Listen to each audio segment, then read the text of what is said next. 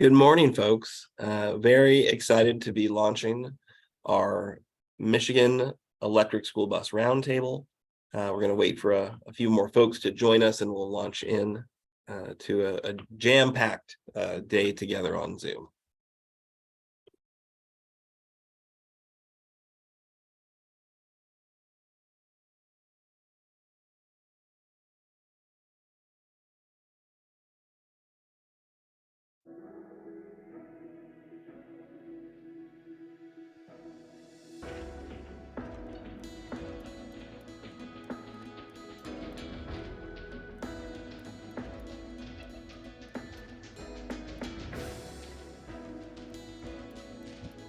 Well, good morning, everyone.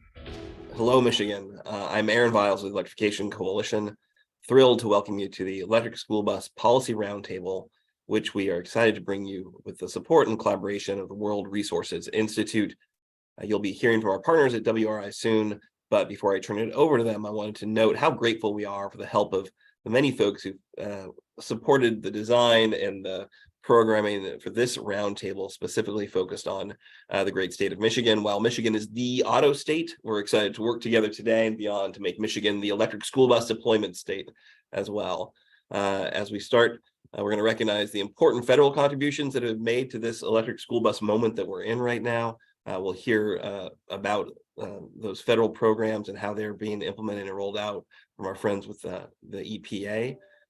We just have a jam-packed agenda today, so we don't want to hold things up too much. But in this roundtable, we'll be spending the next few hours hearing more about how we can all work together to accelerate Michigan's electric school bus future. Go ahead and do the next slide, Nick. Great. While we're focused on school buses, there won't be any nap time or recess included in the agenda. At least I hope there's no nap time. However, we do plan to exercise your brains, and we expect to learn a lot during our time together, perhaps kind of a sort of NTI day, if you think about it. And we won't be providing monkey bars, but we do encourage you to stand up and move around to stay engaged and active, keep the blood flowing during the webinar. Next slide.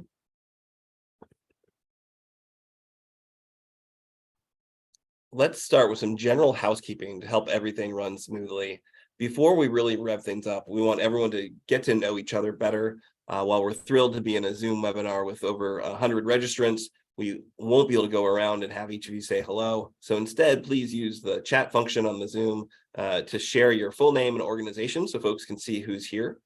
We will record and post this video to share later along with any slides, and although we will not include the afternoon breakout sessions in the video.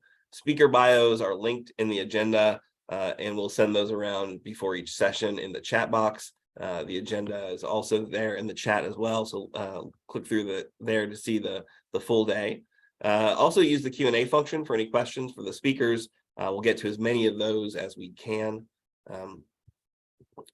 Please chat privately to EV Tech if you have any tech questions or concerns.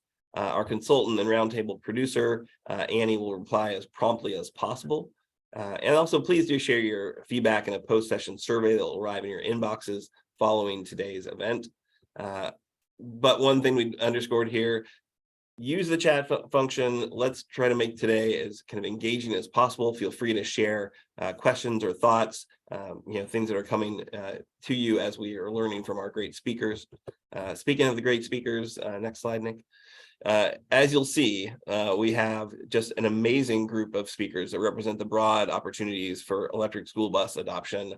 You'll be hearing from leaders across government, private, and nonprofit sectors. They're going to share insights on the market, on how to integrate equity considerations into ESB efforts, what's already underway in Michigan and what's on tap for the future, and how we can learn from early adopters around the nation what policies can help take us there. So we appreciate all the speakers being with us today to offer their ideas and suggestions and expertise, and really we can't wait to get to it. Next slide. And we want to hear from you throughout the session, and the breakouts at the end of the day really are key to having a chance to process some of the information that we've heard and work through how we can apply the information. But we are, as I said, going to do our best to keep today fun and engaging. We have some polls that we will run to kind of get you thinking. We'll also, as I mentioned at the end of the day, be breaking into smaller groups. So there's a new meeting link to use to register, and we'll have some great facilitators for those conversations. But again, a great way to kind of share the inspiration, the ideas that we're pulling together about how to make sure that Michigan is the electric school bus deployment state. So a little bit about the Electrification Coalition before I hand it off to Sue at WRI. We're a national nonpartisan, not-for-profit organization, and we're dedicated to accelerating the adoption of electric vehicles on a mass scale across the United States. We're motivated by the need to reduce our oil dependence and the related economic and national security risks that our oil dependence empowers. Our team is now 24 strong, located all across the country. Next slide. You probably know the transportation sector is 90% dependent on oil. With electric vehicle technology providing options for every segment of the industry, this does not need to be the case. That's good news for energy and national security, but also for improving air quality and reducing greenhouse gas emissions. It's particularly important given that transportation is the second largest source of Michigan's greenhouse gas emissions. With power plants getting cleaner and cleaner, transportation will need to do more and more to meet our emission reduction goals.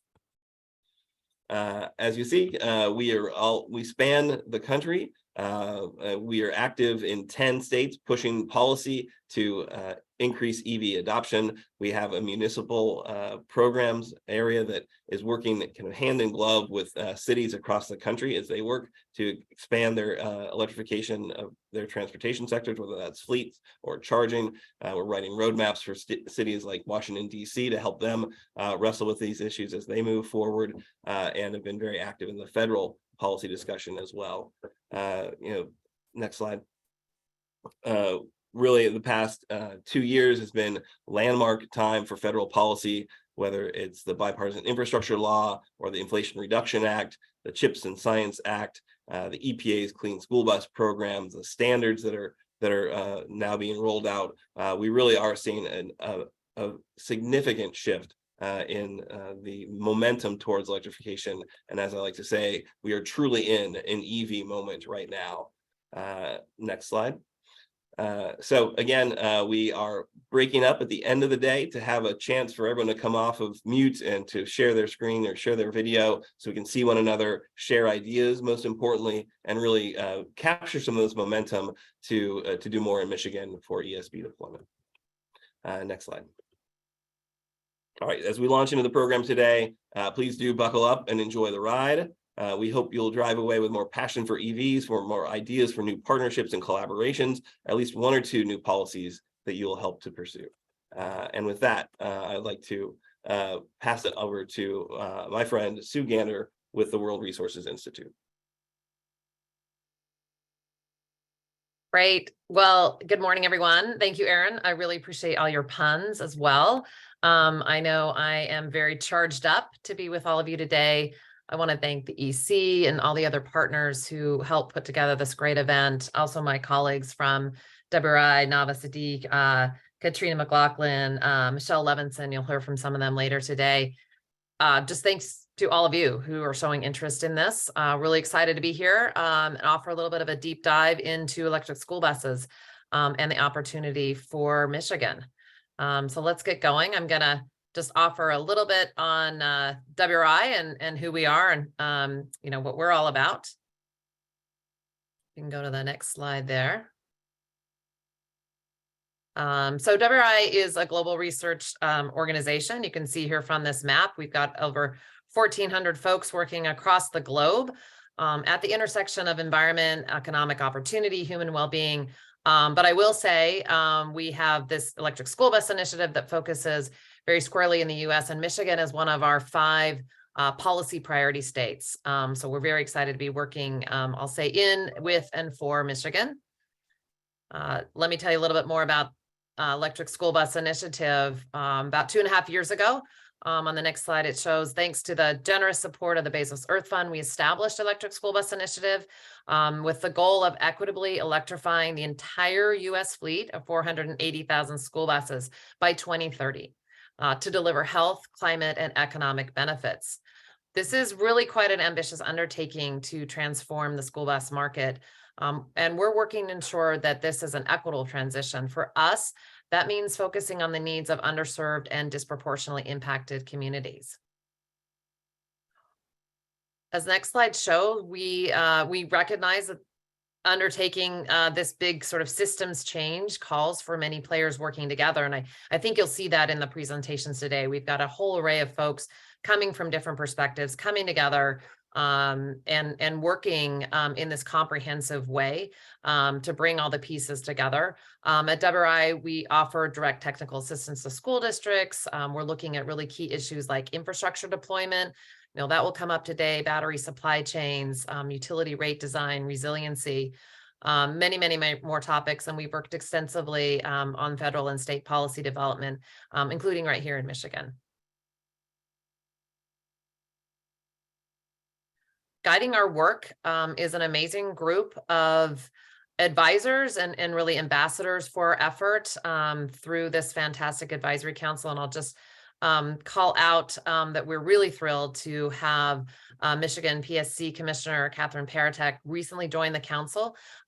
She's stepping on as former Commissioner, Michigan Commissioner Tremaine Phillips, who served on the council, has stepped down. So really excited to have that direct Michigan connection.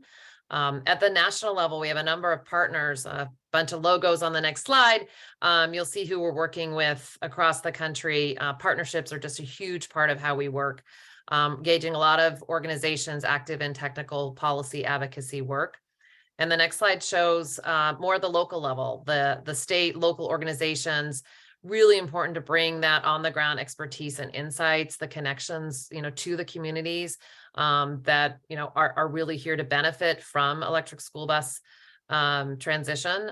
Excited that in Michigan, I've got a number of partners, Michigan Environmental Council, My Air, My Health, the Southwest Detroit Environmental Vision. There's a lot. Cleanfield, Michigan's, and the NAACP of Greater Grand Rapids. So thrilled that all of those organizations are working alongside to move forward. I will share a little bit more about the why for us on electric school bus electrification, kind of the why and why now. There's a whole host of reasons that really start with cleaner and healthier air. For students, for drivers, and for communities. Over 90% of school buses now are diesel powered. This fleet is aging and it's time to replace them. And ESBs offer the cleanest choice for our kids. We know that emissions from diesel school tailpipes, school bus tailpipes, put students in close proximity to harmful chemicals and air pollutants. Asthma, which can be caused by diesel exhaust, is one of the leading causes of absenteeism from school. Meanwhile, electric school buses are tailpipe emissions free. And that's been shown to have positive effects on test scores and other benefits right in the classroom. There's also a range of climate benefits. If you electrify the entire school bus fleet by 2030, that would reduce greenhouse gas emissions by 9 million metric tons per year. That's like taking 2 million cars off the road. So delighted about those benefits, as well as a number of other things. We know that electric school buses do have a much higher upfront cost right now. Looking to have that cost go down, but this is why incentives are so important at this time. Once a school district has a bus in hand, however, a new school bus, electric school bus, can save on average of $6,000 every year on operational expenditures. There's also a range of potential benefits around job creation and grid resiliency. Very excited about those as well. So while bad air and the impacts from that, are bad for everyone, it's important to also recognize that this burden of air pollution is not felt equally. And we've got a number of statistics on the next slide that kind of run through that. I just want to zero in on the fact that when it comes to student transportation, who's riding the bus?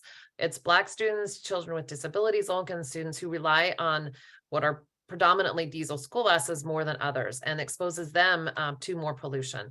So that, combined with what's a higher level of exposure in underserved communities overall, that just underscores this need to help electrify school buses in these communities first.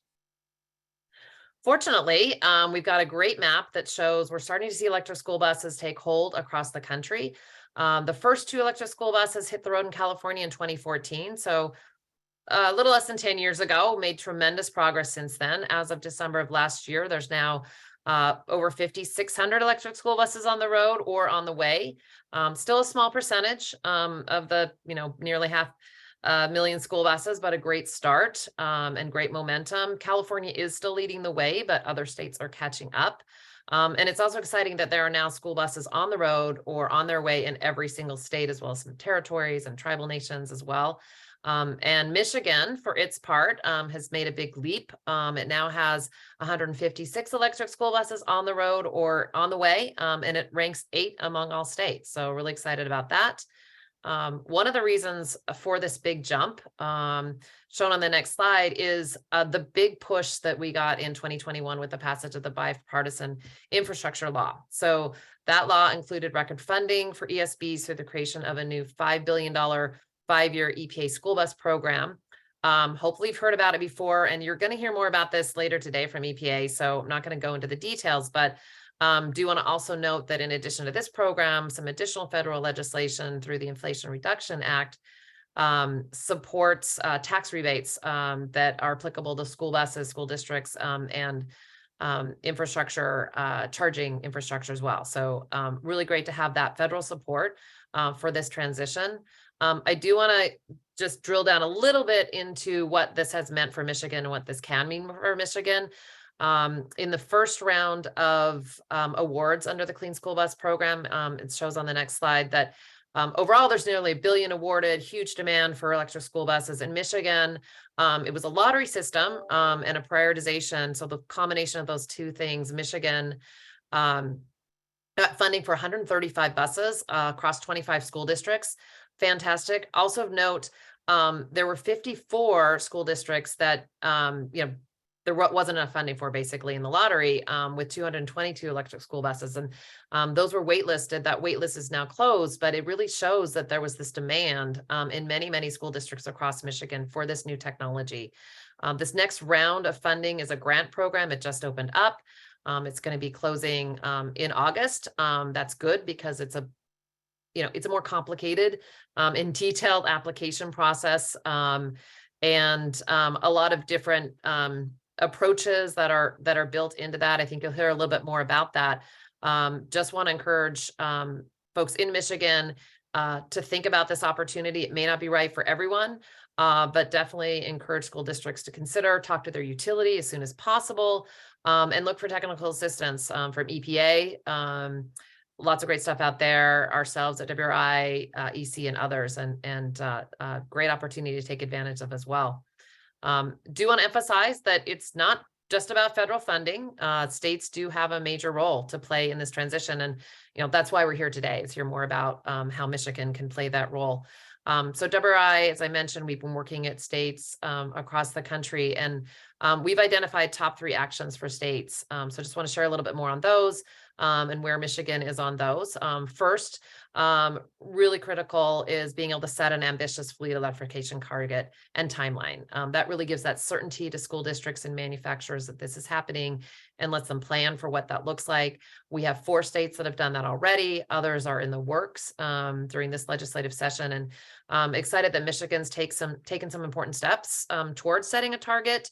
The April 2022 Michigan Healthy Climate Plan, which was created under executive order by Governor Whitmer, recommends that the state should aim for 100% school bus sales in 2030 to be electric. And it also calls for funding, prioritization of communities with higher levels of air pollution. So another great equity provision there. Really great to see that. Second, states can invest dedicated funding for electric school buses, especially important in EJ communities. School districts don't have as many resources. Really important first step. Critical complement to any kind of target. You've got to have that funding to help get there.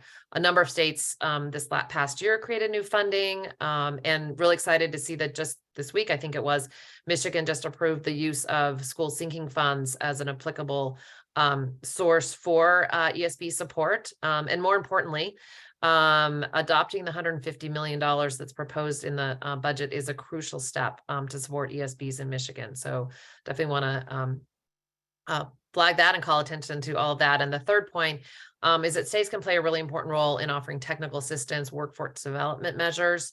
Again, ideally with a focus on equity. We've seen some of that happen in West Virginia. We're going to hear about that later today. So really just want to put those out as key opportunities at the state level.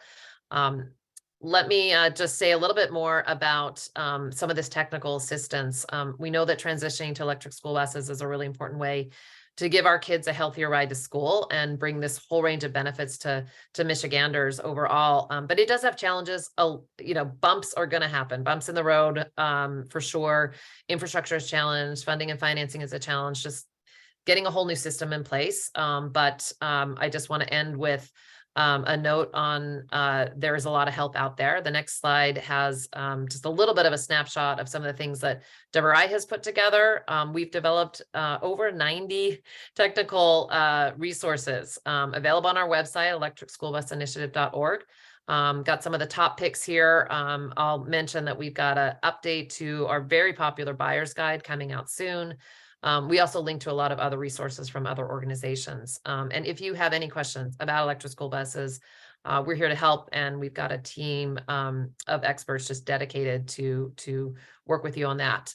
I'm going to close with just one more resource for you, a little bit broader, looking at the light duty transformation, specifically in Michigan. So you'll see on the next slide a new report from some of our colleagues at WRI. They looked at the employment effects from growing the EV industry in Michigan. We know that there's going to be some ups and some downs and some trade-offs there, but we did some really important work there to show what it could look like and offer Michigan policymakers some ideas, some strategies on how to grow the EV industry in the state while also ensuring that this transition creates the quality jobs that we're all looking for and doesn't leave behind the long-term auto workers and all the auto plant communities associated with that. So definitely recommend that as an additional read for you that are interested in this field more broadly. So with that, I want to thank you. I know there was a lot to kind of throw out to you. Really want to thank you for joining us. I hope you'll enjoy the rest of the program and how we're going to talk about Michigan getting on board with electric school buses. So thank you.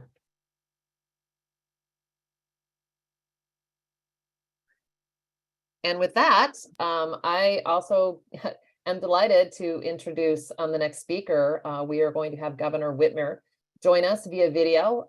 She's going to be talking about her support for school bus electrification and how she's working to bring the benefits of electric school buses to kids across Michigan. Across Michigan, there are nearly 17,000 school buses that drive over 800,000 students over the course of a single school year.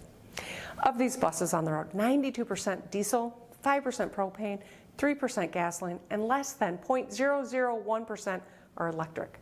17 electric school buses. We can transition Michigan school buses from dirty fuels to clean fuels. In doing so, we'll save districts money and help dollars flow back into the classroom, while increasing air quality, enhancing the electric grid, and fighting climate change.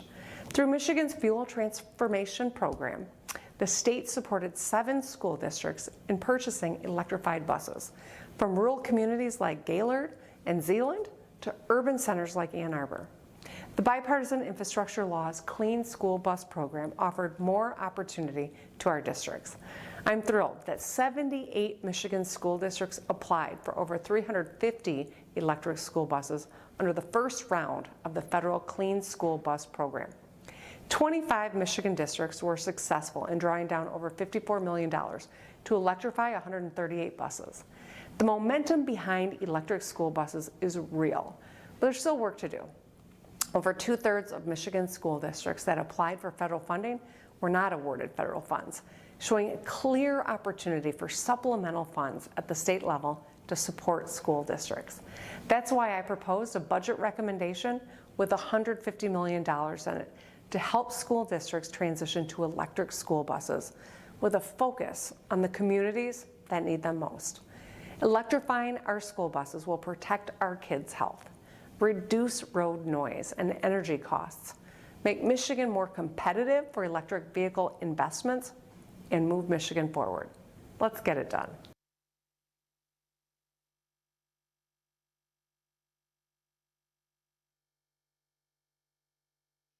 Well, thank you so much, Governor Whitmer. We're so honored to have your remarks and most importantly, your leadership in this space as we work together to expand the number of electric school buses on the roads in Michigan. So that's a great vision. She's talking about her budget, prioritization. Now we're going to hear from the people who are going to make the work happen. We're very honored to have pulled together a fantastic panel of agency representatives, folks who are day in and day out working to advance the governor's mission. We're going to hear from Janine Ward, who is the program manager for the Office of Future Mobility and Electrification. As one of three speakers from state agencies, we'll also hear from the Michigan Public Service Commission. We'll also hear from Eagle. But first, we'll hear from Janine. Janine, welcome. Thank you so much for joining us. And we're excited to hear what you've got to say. Thank you, Aaron. I will be brief just so that we can get into as many questions as possible after the speakers, but I'm Janine Ward from the Office of Future Mobility and Electrification. Just a little bit of background on our office. Our office was founded via executive directive back in 2020. Governor Gretchen Whitmer started this office, announcing it back then, as really acting as a coordinating player amongst different state agencies with a focus on mobility and electrification initiatives. So we sit right in the middle of the Department of Transportation, MDOT, for anything infrastructure related, EAGLE, which stands for Energy, Great Lakes, and the Environment, for anything grid resiliency related, and then workforce and labor through our Labor and Economic Opportunity Department, as well as economic development. So right in the middle of those different state departments, we work as really this air traffic controller, coordinating within state government to make it as easy as possible and let people know both inside and outside of the state that Michigan is open for business, but also open for innovation, open for improvement, and open for great ideas. So one big thing that we focus on through this office is our programming side of things, which allows for connections, collaborations, public-private partnerships. We enable partnerships throughout the industry, but then also a grant funding platform called our Michigan Mobility Funding Platform. That platform offsets the cost of different projects throughout the state and allows us to find what's next in innovation. So whether that be infrastructure that supports electric school buses in the Upper Peninsula that might have off-grid charging, bidirectional charging, different supporting factors around electric school buses, but also collaborations between startups and our great supplier and manufacturer base here in Michigan.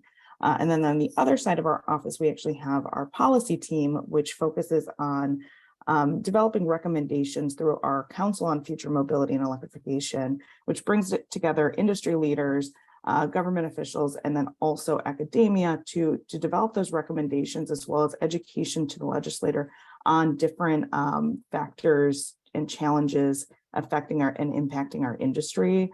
One of those recommendations from a previous recommendation report from our Council on Future Mobility actually ended and resulted in the signing of SB 63 this week by Governor Gretchen Whitmer. So more information on that in a link in the chat that Aaron shared earlier. But that's just one example of the work that policy team is doing. And excited to jump into things later with the rest of the speakers.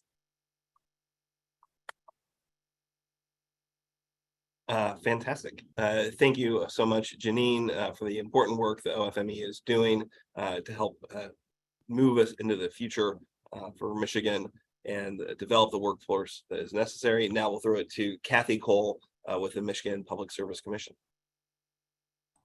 Hi, thank you for allowing me to join you today.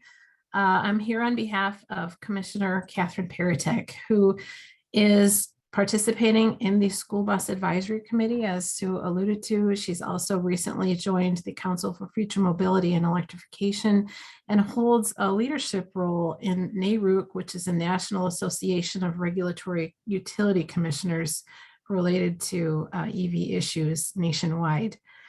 So today I want to talk about the Public Service Commission, which primarily regulates the rates charged and services provided by investor-owned electric and natural gas utilities.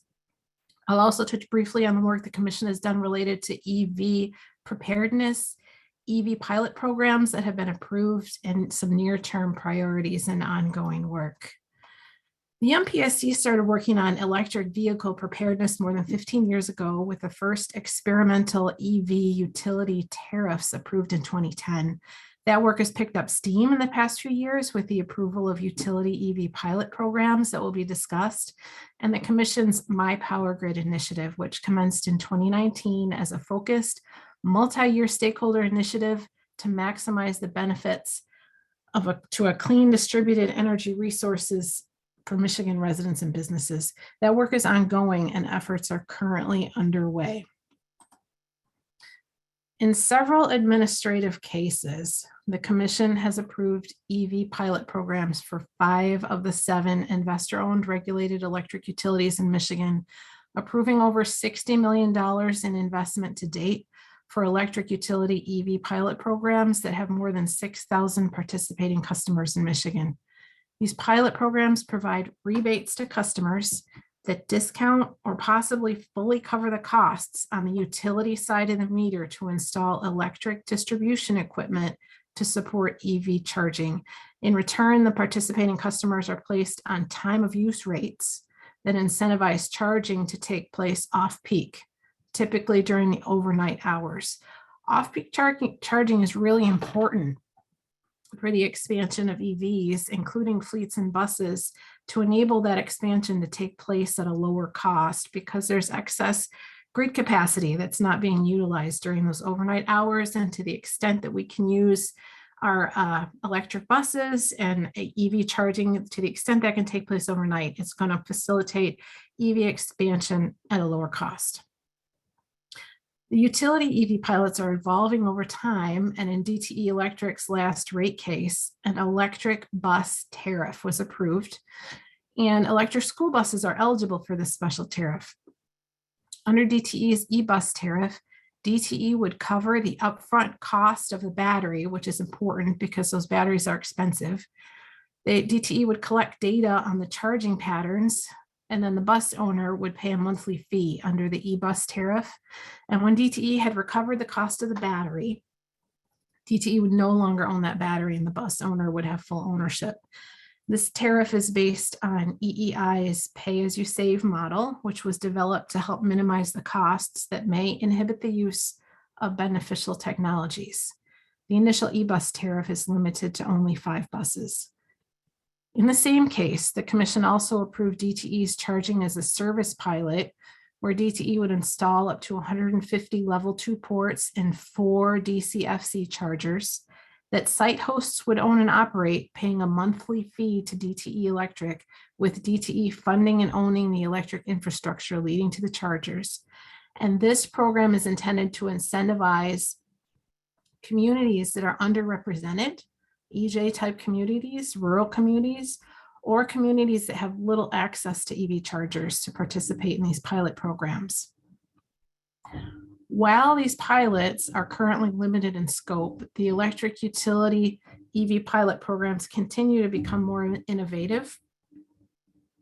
To further incentivize innovation, the Commission recently approved an expedited pilot program proposal review process, where the utilities may request to have pilots such as these reviewed under an expedited timeframe. The Commission has also directed both DTE Electric and Consumers Energy to propose full-scale permanent EV programs in their next rate cases. This slide discusses awareness campaigns that both DTE Electric and Consumers Energy has undertaken with respect to their e-fleets pilot programs, which school buses qualify for, and it provides links to some detailed information. Consumers Energy is estimating savings per bus, both in total cost of ownership and the reduction in net greenhouse gas emissions. DTE launched an e-fleets awareness campaign with school districts to be used in conjunction with the Clean School Bus federal funding. And it's already been mentioned that the federal Clean School Bus rebate program is being utilized in Michigan to provide access to additional electric school buses in our state. So in addition to prioritizing leveraging available federal funds, I'll close with a couple of near-term priorities and ongoing work before the commission related to EVs. The MPSC was requested by the Michigan Legislature to conduct a grid integration study focused on the expansion of distributed integration in Michigan. The MPSC expanded this study to include the impacts of rapid EV deployment to support the administration's goals to expand EVs in Michigan, which does include aiming for 100% of public transit and school bus sales to be electric by 2030.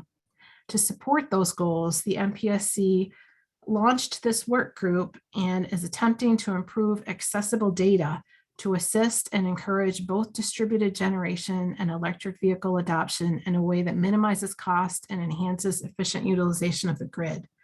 This draft grid integration study is currently posted publicly for comments through May 19th, with reply comments due June 2nd and a final draft due to the legislature on June 30th. The commission is also focused on identifying technologies to improve resilience for customers amid climate change and increasing extreme weather events that have been leading to increased power outages. These solutions are needed particularly for vulnerable customers who are unable to find places to go during outages during extreme weather, unable to replace critical life-supporting medicine, unable to replace even the contents of their refrigerator that could result from extended outages, as well as critical facilities like hospitals, wastewater treatment plants, and other facilities that need a near constant supply of power. Electric school buses are a potential resilient solution when coupled with managed charging capabilities or V2X or V2G capabilities, where the stored energy in the school bus batteries could be used to help support the electric grid. Electric school buses could also play an integral role in the creation of community resilience hubs at schools or in communities, allowing schools to remain open during electric outages or to help communities stay online during extended electricity outages, or possibly even being used as a community shelter during very extreme weather events. The commission is holding 2 technical conferences on resilience on both May 22nd and May 26th. And with that, I'll thank you for allowing me to join and wait for the Q&A portion of our session. Thank you so much, Kathy. That's a lot to chew on there. Clearly, the MPSC is actively engaged in this space, and there's a lot of different opportunities for people to comment, to share their views, to ask questions. I heard at least a couple that were being offered. So perhaps we can run down some of those comment opportunities and share them in the chat so people have access to them kind of immediately, because it does seem like there's some deadlines for comment quickly approaching. So Kathy, that was wonderful. Thank you so much. And we'll get back to you in the Q&A. But at this time, we're going to bring in Eagle, and really happy to have with us Corey Connolly, who's the Climate and Energy Advisor for the Office of Climate and Energy with the Michigan Department of Environment, Great Lakes, and Energy. Thank you so much, Corey. Thanks, Aaron. Well, thank you, everyone. Good to be here. I'll try to be relatively brief, but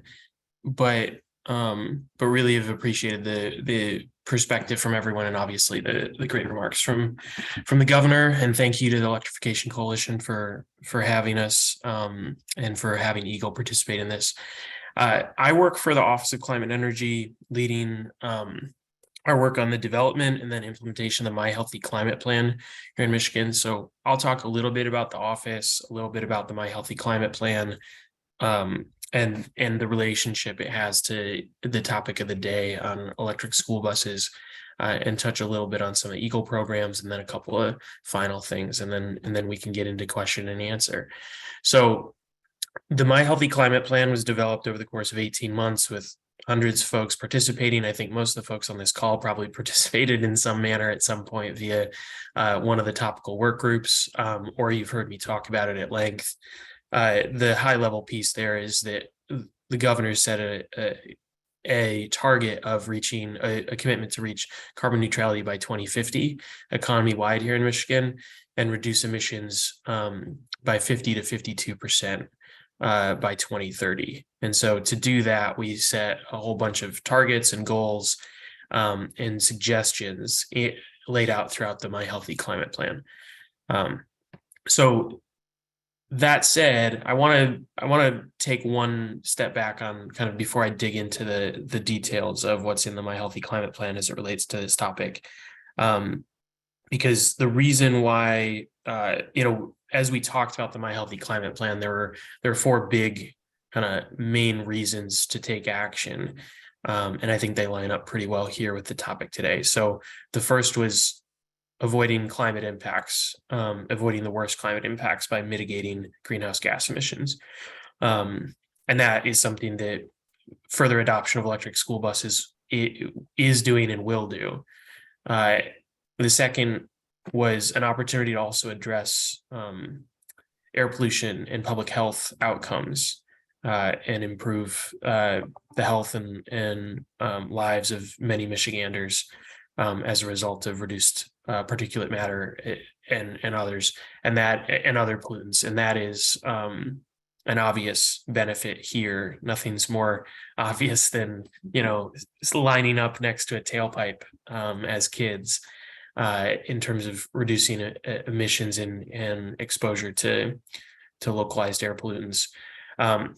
The third was economic opportunity and cost savings. So there are kind of two sides to this coin when it comes to climate action. One, there's a number of economic opportunities in emerging industries like the electric school bus industry, charging infrastructure, et cetera. And then there's also potential for cost savings. And the upfront cost of electric school buses will continue to decline, as will costs for charging infrastructure. And we know that school buses have the opportunity to reduce fueling and maintenance costs significantly over the lifetime when adopted. So that's the third. So climate impacts, health, economic opportunity, and cost savings. And then the fourth one is prioritizing and trying to address environmental injustices as a part of climate action. And this one really fits well, especially if as we have, as we're thinking about this, trying to make sure we're prioritizing communities that have been underserved or are overburdened by pollution. And that's something that we have to make sure that we continue to put front and center as we think about where these vehicles go, how we prioritize them as we roll them out with increasing amounts of resources, but still finite resources. So that's super high level on some of the reasons why the climate plan was developed and some of the reasons why we see it as really valuable to invest in electric school buses. I'm going to skim through a couple of top line things from the climate plan and then dig into a couple of the things that are really specific to this topic. So the climate plan calls for those major greenhouse gas emissions reductions while trying to address all of those objectives that I outlined. It calls for major commitments in 6 sectors. The first is around environmental justice, and it's a commitment to Justice 40. There are a variety of other commitments to justice throughout, but that's a big one. And the Justice 40 initiative is a big piece of how we want to think about how we're rolling out electric school buses across Michigan. In the electricity sector, a 60% renewables target, as well as a battery storage target for 2,500 megawatts, both of which are very relevant. On the renewable side, it's very relevant because the cleaner the electric grid, the cleaner the ultimate impact of electric school buses and any electric vehicles are going to be. And then on the battery storage, it's interesting because of the potential use cases for buses as it relates to battery storage and grid resilience. I think folks understand this on the call, but unlike other electric vehicles. School buses have very predictable patterns of operation, and they tend to be sitting idle oftentimes, not being used oftentimes during summer peaks when there's more renewables on the grid. So it's a pretty exciting use case for vehicle to grid integration, like what Kathy was talking about. And I think it could be a great asset when we're thinking about reaching some of those energy storage targets and thinking about how we accommodate more electric vehicles on the grid. So you see that as a major opportunity. In the transportation sector, and that's what I'll focus on here, is just we called for the charging infrastructure to support 2 million vehicles on the road by 2030.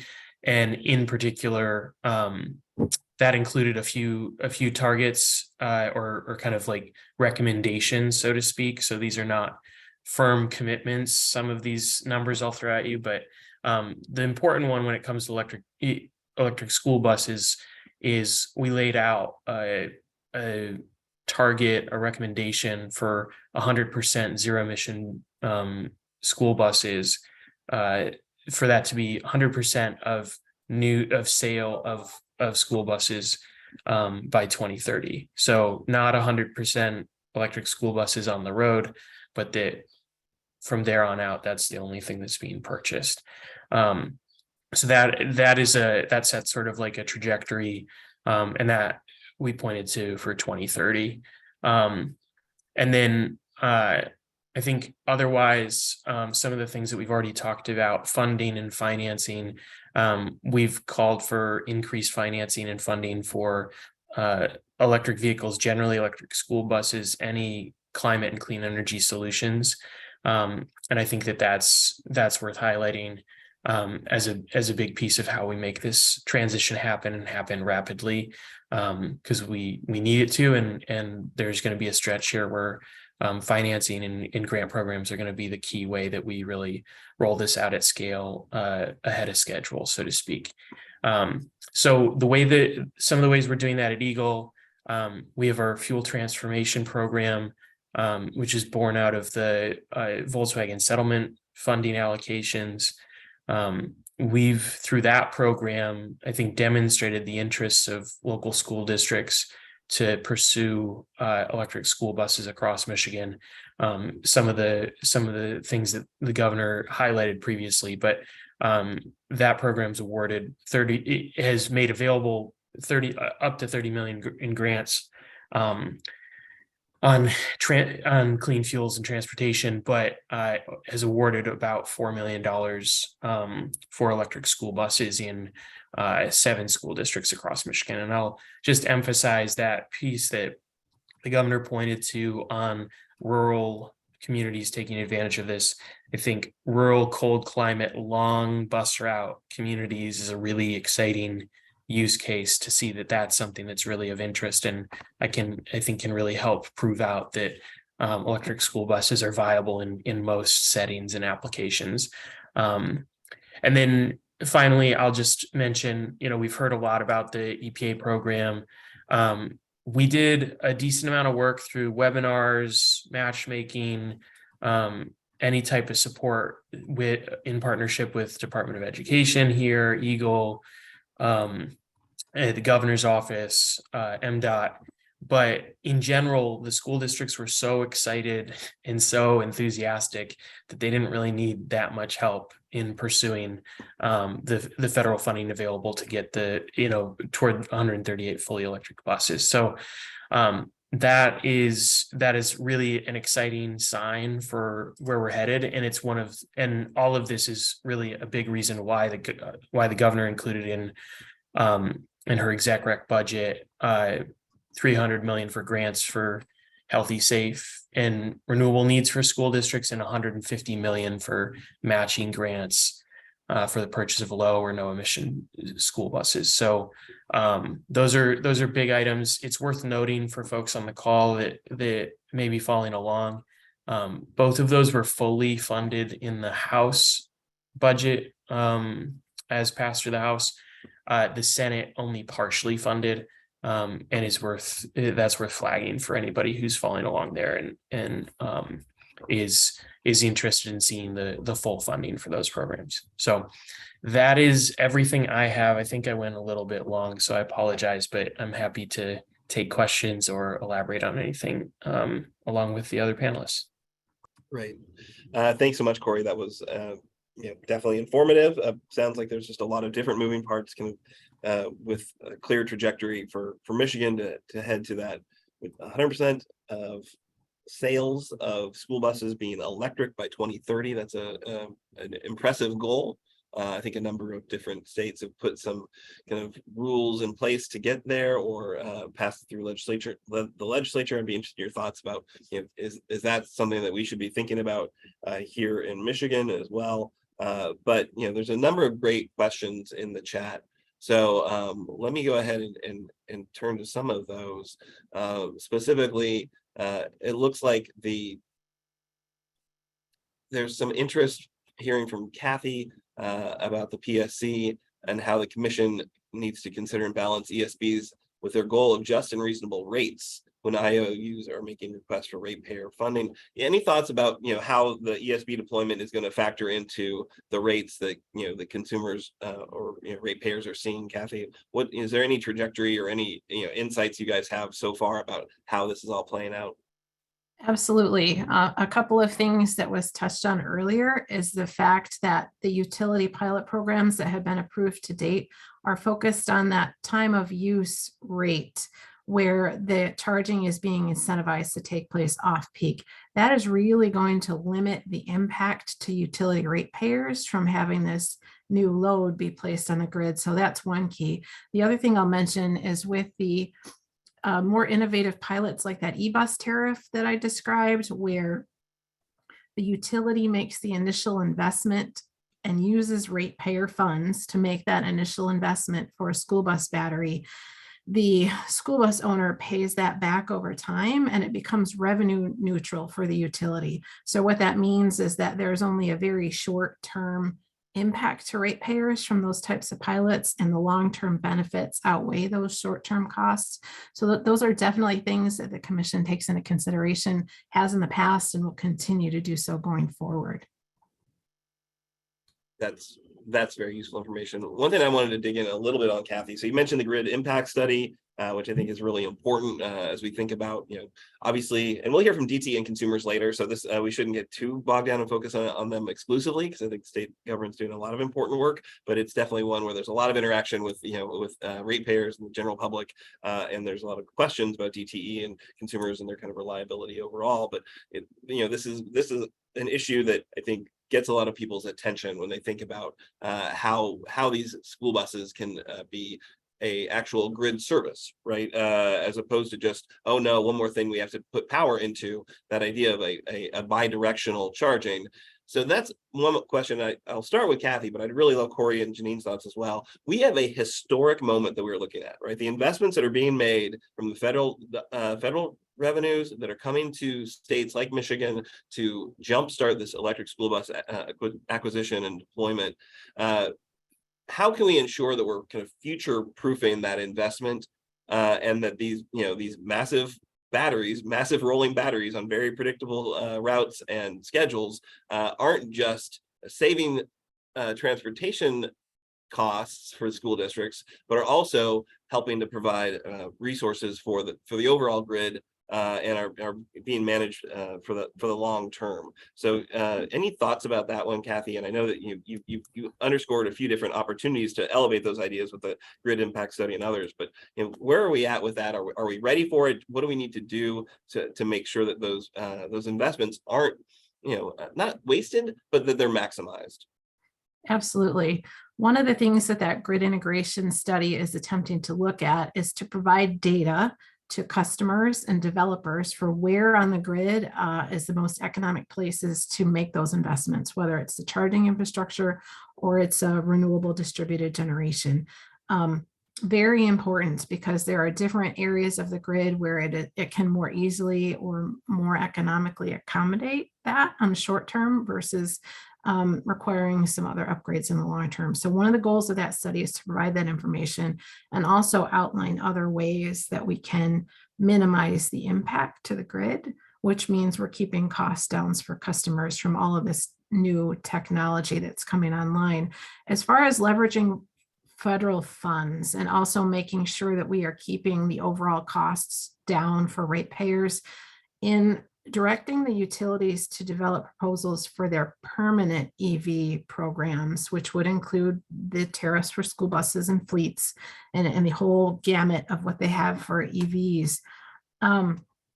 In doing so, the commission has directed the utilities to include a benefit cost analysis with their proposal so that we can see not only what the costs are to customers, but also what the benefits are to customers and generally the population in the state. Because while sometimes we focus on the costs, we also need to make sure that we're understanding those benefits. Great. Corey, any thoughts about kind of maximizing this amazing historic opportunity that we're in the middle of? Obviously, the state has aggressive goals for electrifying the school bus fleet, but how are we ensuring that those investments are maximized in terms of delivering those benefits to all of us? Yeah, so actually, it's a slightly different take on the future proofing, but I think one of the biggest challenges when we've been thinking about how do we promote increased adoption of electric school buses is the trade-off between cleaner diesel buses and electric school buses in disadvantaged communities where there's high rates of pollution, and choosing to transition a greater number of cleaner diesel buses can potentially have a greater near-term impact on emissions reductions per dollar when there are finite resources. And so, but when you look at that, and I did the math roughly at some point, I'm sure somebody smarter's done the math since then.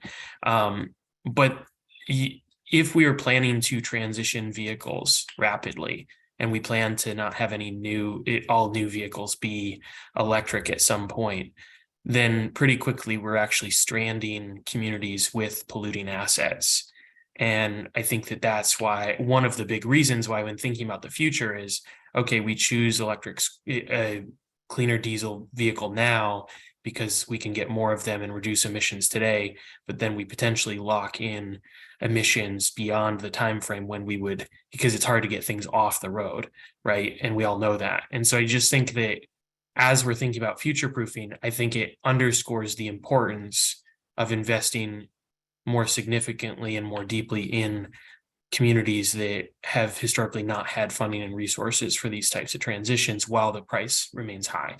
So that's sort of not on the storage question, the vehicle to grid integration, but I think it's a really important one, and one where I think there's really a strong argument from a lot of communities when there are finite resources and we're not adjusting for that, where they will choose where intelligently people choose the thing that's going to reduce the emissions the most right now, that's cost effective. And I think we need to figure out how to make sure that we can be getting those electric school buses and those resources to those communities so that we don't actually end up with that kind of future where the only vehicles left on the road are the only emitting vehicles left on the road are ones that are now going to be in low-income communities because of that transition challenge. So it's a different take on the future proofing, but it's, I think, a pretty important one that comes up a lot for our work.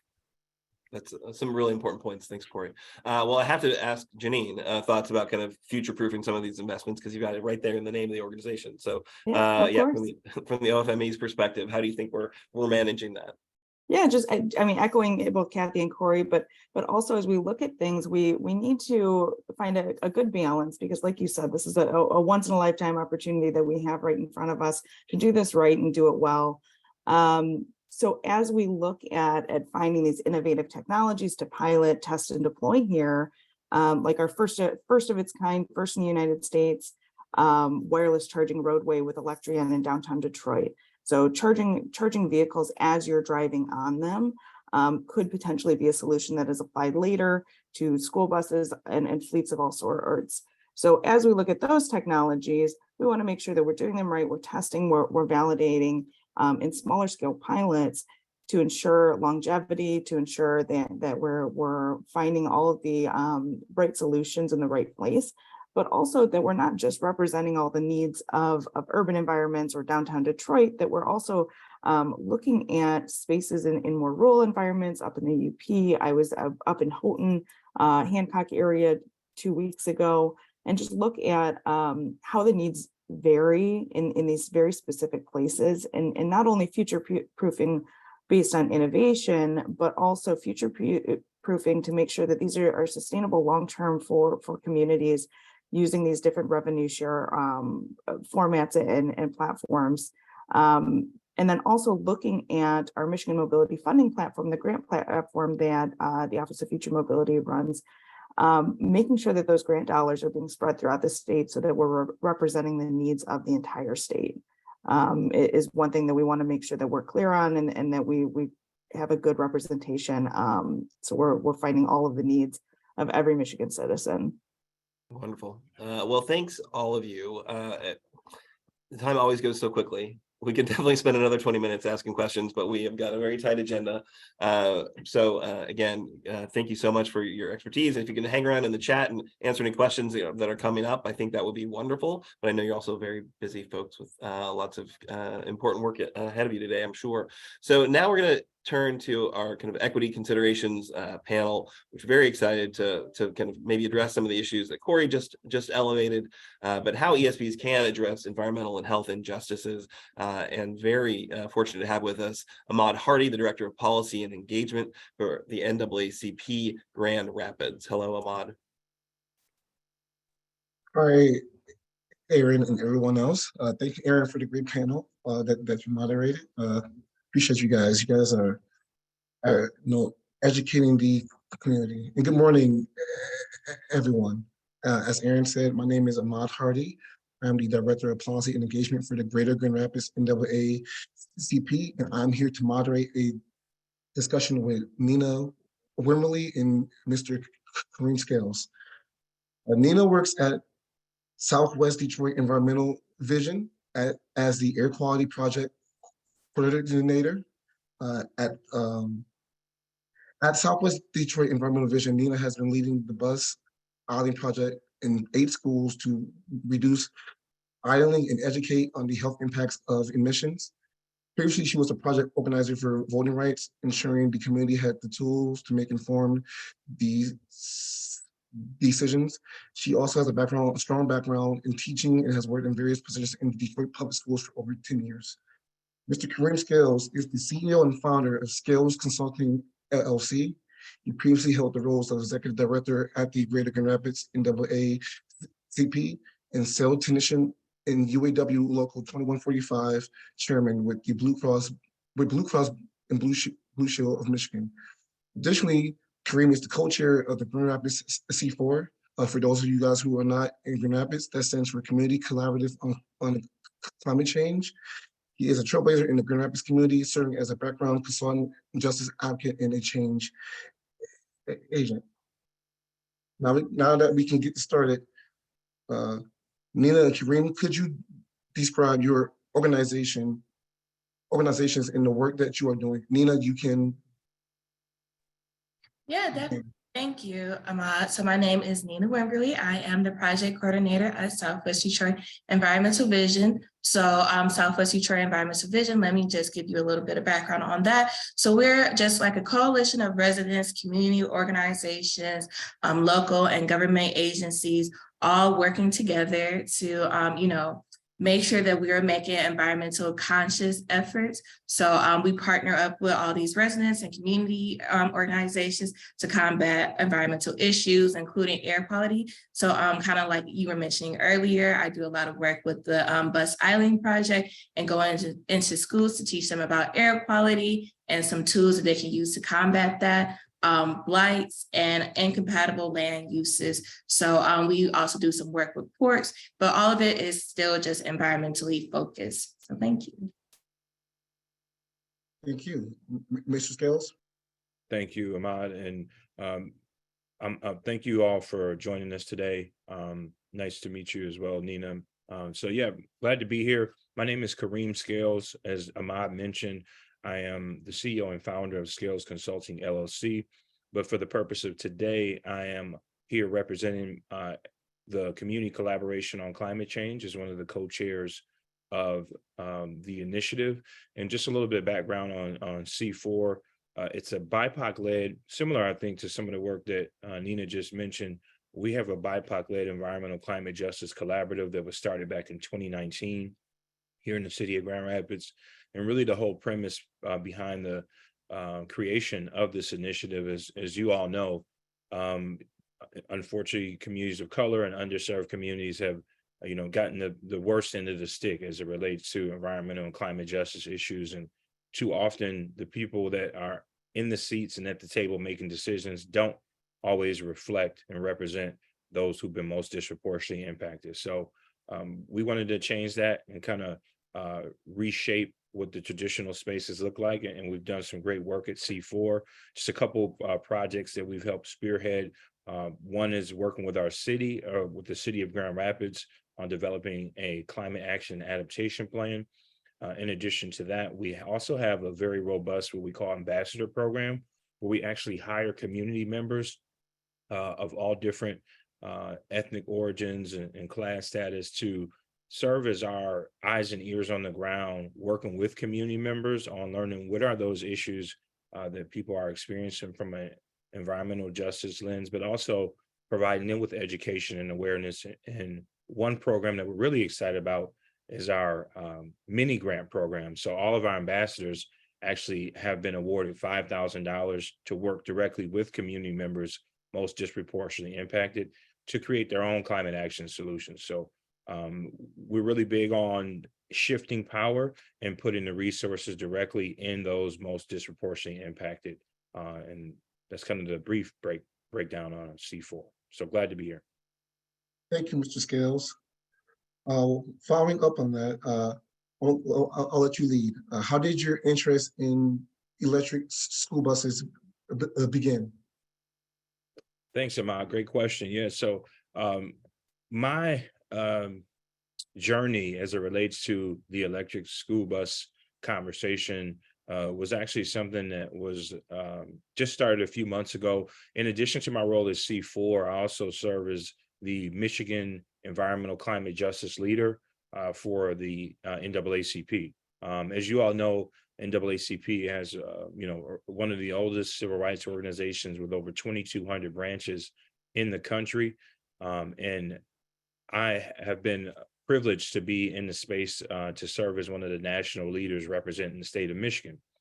We have monthly calls, and on one of our recent monthly calls, there was a conversation with the National Executive Director, Brea Connor, about this initiative that NAACP is partnering with the EPA. The EPA has a pool of funding to support local districts with actually $1 billion that's going to over 389 school districts to transition to electric school buses. So understanding that, this is a huge issue, we want to make sure that our community has access and gets on the, gets in the pipeline to receive some of this funding. What was really kind of what inspired me to be a part of this initiative. Thank you. Ms. Wormley, I bold the same question to you. How did your interest in electric school buses begin? Yeah, thank you. So we're doing this work with our organization. Is actually how that started off with me. So I do have a strong background in environmental justice work, but more of that focus on air quality kind of started once I took on this position. So I work with like the Bus Island Project and actually being into schools, and going through that information about how bad air quality can actually affect the students. That it looks a lot like lead poisoning, being sluggish, being a little bit more aggressive. And, just working in Detroit public schools for as long as I have, these are qualities that I, used to see in myself, because I also have really bad asthma, or, seeing with these kids as I was growing up and working with them. And now that I actually have the tools to help, meet them where they're at. So air quality, actually going into school with them, but then also as an adult, what can we do to further that to make sure that they are protected? So, but those electric buses, because we all know, right before the field trips, we, in those early mornings, that it would smell like a car waiting for you guys, because there'd be a whole fleet of buses just waiting, idling in front of those schools. But that's also, polluting that area, that small area of just where the kids are, them walking out into that and how that actually affects them moving forward. So now if we're directly working on those buses, that's no longer a point of pollutions for them in this area. As you guys may be familiar with, Detroit has a lot of factories, a lot of highways, a lot of these areas that we can't control as, community members. But these are parts of it that we can actually work on and build up and make tools so that it's easier for kids to actually be able to participate and be into schools. Well, thank you. You kind of answered my next question. But what are, outside of the benefits such as air quality improvement, quality rise, and fuel cost reductions, what makes you most excited about electric school buses? Ms. Wimberly. Yeah, definitely. So kind of like I was saying before, there have been so many reports about air quality in Detroit. I think if not last year, then earlier, there was a report that came out that like Detroit is one of the worst cities to live in if you have asthma and allergies. And that is something that, as growing up, I definitely did notice. I've always had really bad asthma, so I wouldn't be able to participate, in any of those activities. I also always had really bad allergies. And like I mentioned before, it's all these different, main focal points of areas. So when I was younger, I actually lived off of a highway. So that's a lot of the places where I got that pollution. But then also, this is one of my mom's favorite stories to tell, that I used to go to school and I'll be sick in the morning and I'll tell my teacher oh, I have a really bad headache. Oh, I can't really participate. I can't, do any of these things. And she'll have me call my mother. And then by the time that my mom comes, I'm feeling much better because I'm not in that area, where you're dropped off and all that air pollution. I've been inside of the school the whole day and I'm not, actually directly impacted by these things. So I was able to recover during the school days. But if you hear from my mom, I'll call her almost every day during the week, oh, I'm not feeling well. So this is also, putting our kids back by them having to, be directly impacted. I think September is one of the worst months for kids, with asthma, because that's when they're first, that's the highest amount that they're going into hospitals. So September, and we all know that's when school starts. So there is a correlation with these spots of, pollutions and how it affects students. So seeing electric school buses as a great tool to help, work with us, that's just one step to make sure that our kids are feeling better, are actually able to be in these spaces, and then to be able to participate in these spaces too. No, that's very true. At our work at the NAACP, we see many youths who have these, similar complaints. Mr. Scales, I have both same question to you. How do you see electric school buses impacting our community, and what are some of the benefits that you see with the impact that ESBs are going to make?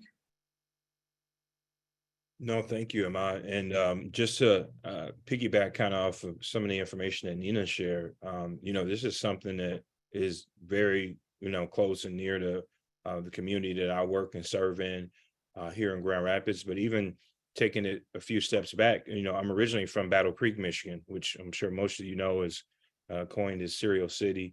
But I remember growing up, lots of my friends and close contacts that had always had issues with asthma, right? And a lot of times when you ask people about it, they directly correlate it to, it's just hereditary. It's just, something that was passed down. But also I think one part that was missing is not understanding the role that the environments that we live in play in that as well. I grew up on the north side of Battle Creek, where there's a pretty heavy industrial presence on the northeast side. Obviously, Kellogg has a number of facilities there, and it's just things like that where I think people aren't really aware as to what are kind of the root causes. So I see electric school buses impacting our community in a number of ways. Here's just a little bit of information. We all breathe approximately 20,000 breaths per day.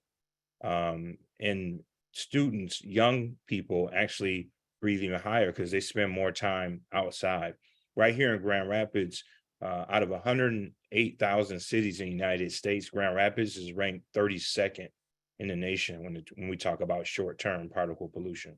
So it's a real issue. It's affecting all of us every day, but we know specifically Black and brown and underserved communities have closer proximity to industrial sites, closer proximity to highway, highway systems, semi-truck traffic, you name it, et cetera, less, not as much of a tree density.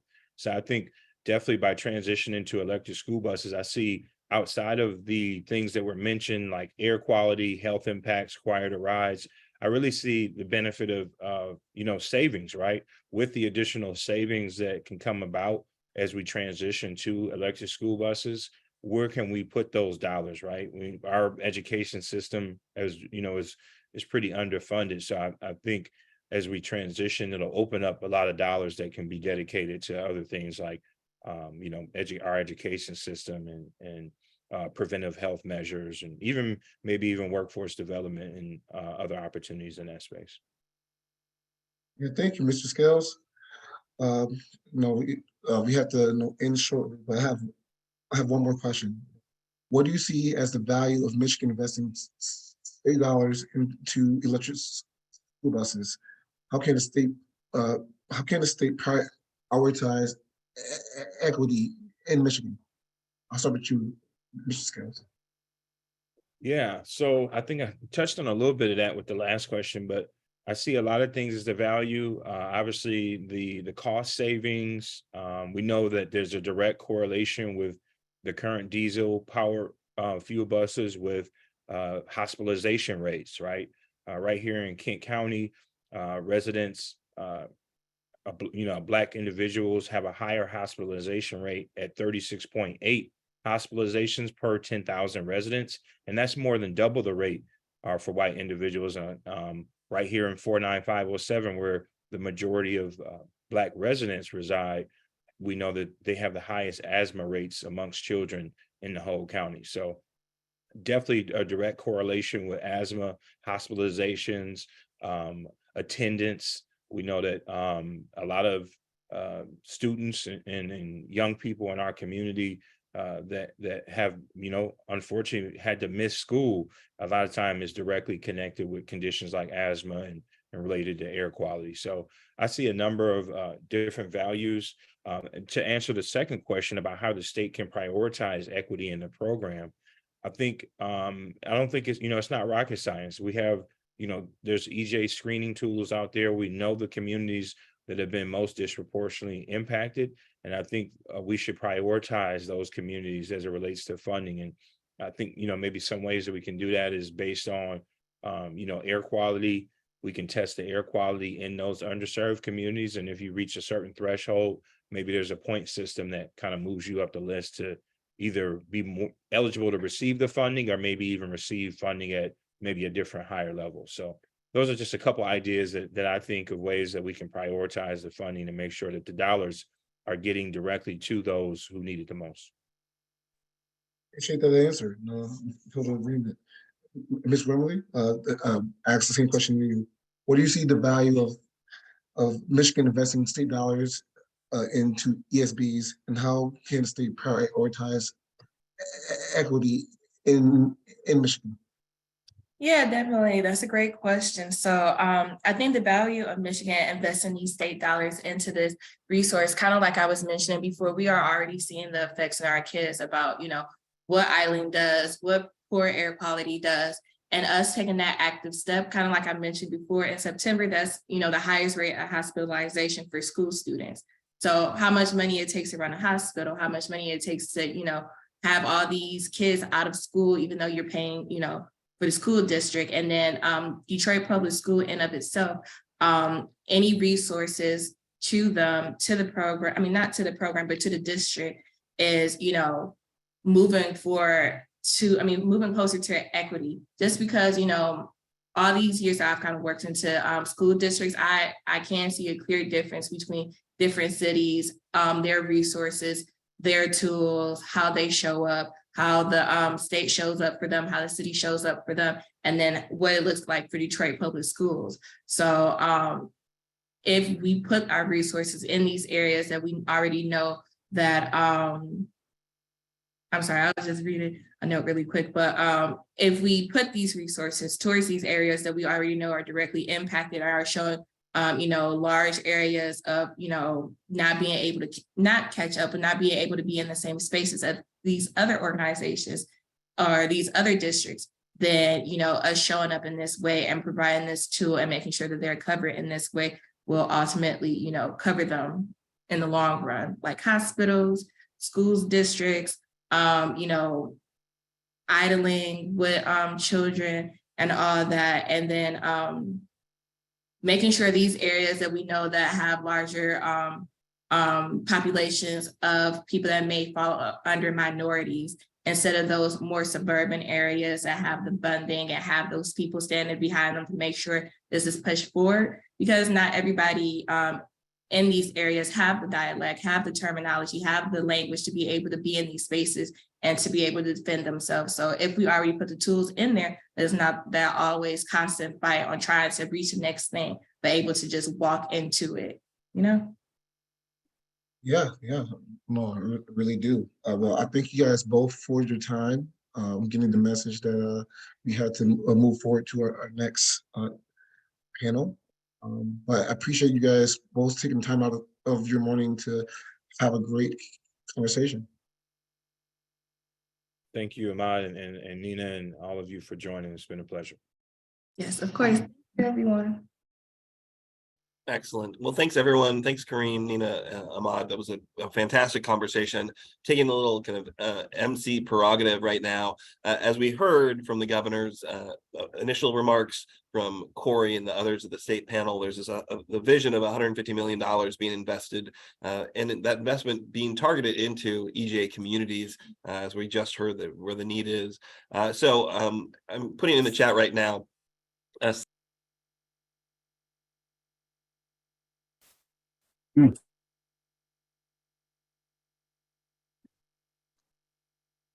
sorry about that. My cut and paste function somehow affected my mute. Anyway, so we're encouraging everyone to take action and to add their voice in support of the full $150 million investment, which will be targeted to EJ communities. And as we head into our next panel, really happy to introduce my colleague, Ann Blair, with the Electrification Coalition, who is going to moderate our next panel. Great. Well, thanks so much, Aaron. And I'm excited to be with all of you today. My name is Ann Blair. I'm Senior Director of Policy here at the Electrification Coalition.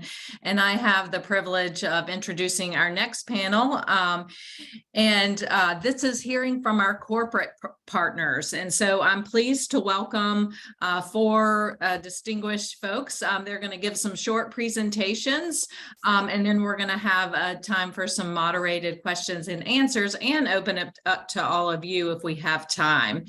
So first we have Leah Brahms, Market Development Associate with Highland Electric, and then she'll be followed by Dick Johnson with Borg Warner. And then we'll have Majib Ijaz, CEO of Our Next Energy.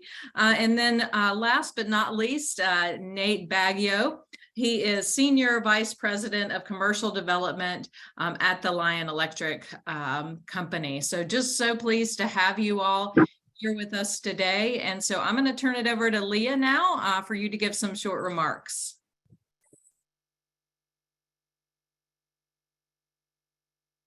Thanks, Ann. And I appreciate the opportunity to present and to be on this panel. So I just have a few slides to run through.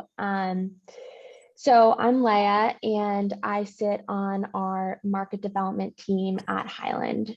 So at Highland, this covers market and policy research, grassroots engagement, policymaker engagement, and stakeholder education. So the goal of our team is really to try to help every member of a community get comfortable with and excited about school bus electrification. So Highland was created 4 years ago with the understanding that the tech was really ready for large scale deployment, chargers, buses, vehicles, but there were and are real challenges in terms of affordability, complexity, and risk for school districts. So we were founded with the goal of helping school districts overcome these barriers through a public-private partnership model, and with the goal of making a transition to electric school buses budget neutral and risk-free. And so that's really what we were made to do. And that's what we've been actively doing for the past 4 years. So I'm just gonna kind of walk through our public-private partnership model so that everyone has kind of a better understanding of our perspective. So we start, when we work with a school district, we start with the planning phase, really understanding what the goals and concerns are of the school district and the community. So how does electrification fit into wider community goals? Really ensuring local buy-in and engagement are at the core of our model. And we also work to understand what levers are available to a particular community to drive down costs, be it grants, tax credits, utility programs, and we ensure that the district has the tools and support to capture those benefits. Most recently, this includes, of course, the Clean School Bus Grant Program out of the EPA. And I personally have spent way too many hours reading and understanding the program guidance. So I'd be happy to answer any questions that anyone has after the presentations are over. And then back to these slides, in the next 2 phases, we use our capital to procure buses, chargers, and other equipment, and work with district staff and leadership to ensure that the buses, chargers, and software are compatible with one another and with the depot needs. So we are able to build in value that a school district might not be able to capture on their own, such as depreciating the vehicle and capturing other tax benefits.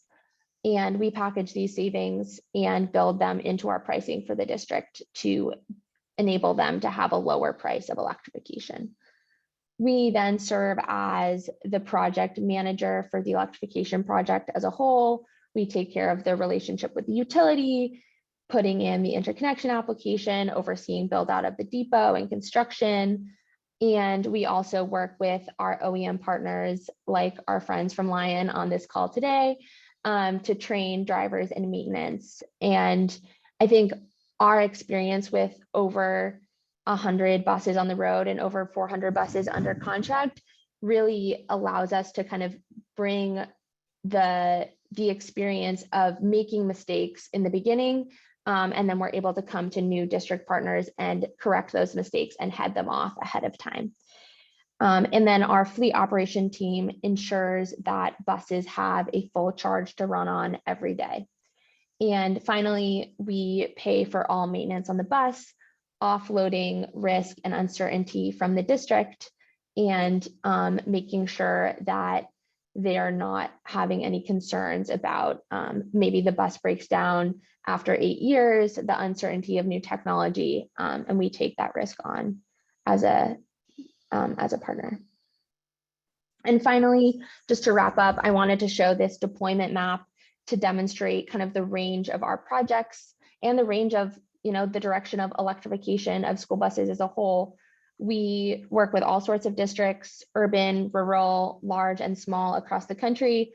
Most recently, actually, the Dearborn Public Schools in Michigan School Board voted to work with us on Monday night on an 18 bus project. So we're very excited about that and great timing for this panel. The Dearborn project is also kind of a good example of our flexibility in meeting district needs where they are.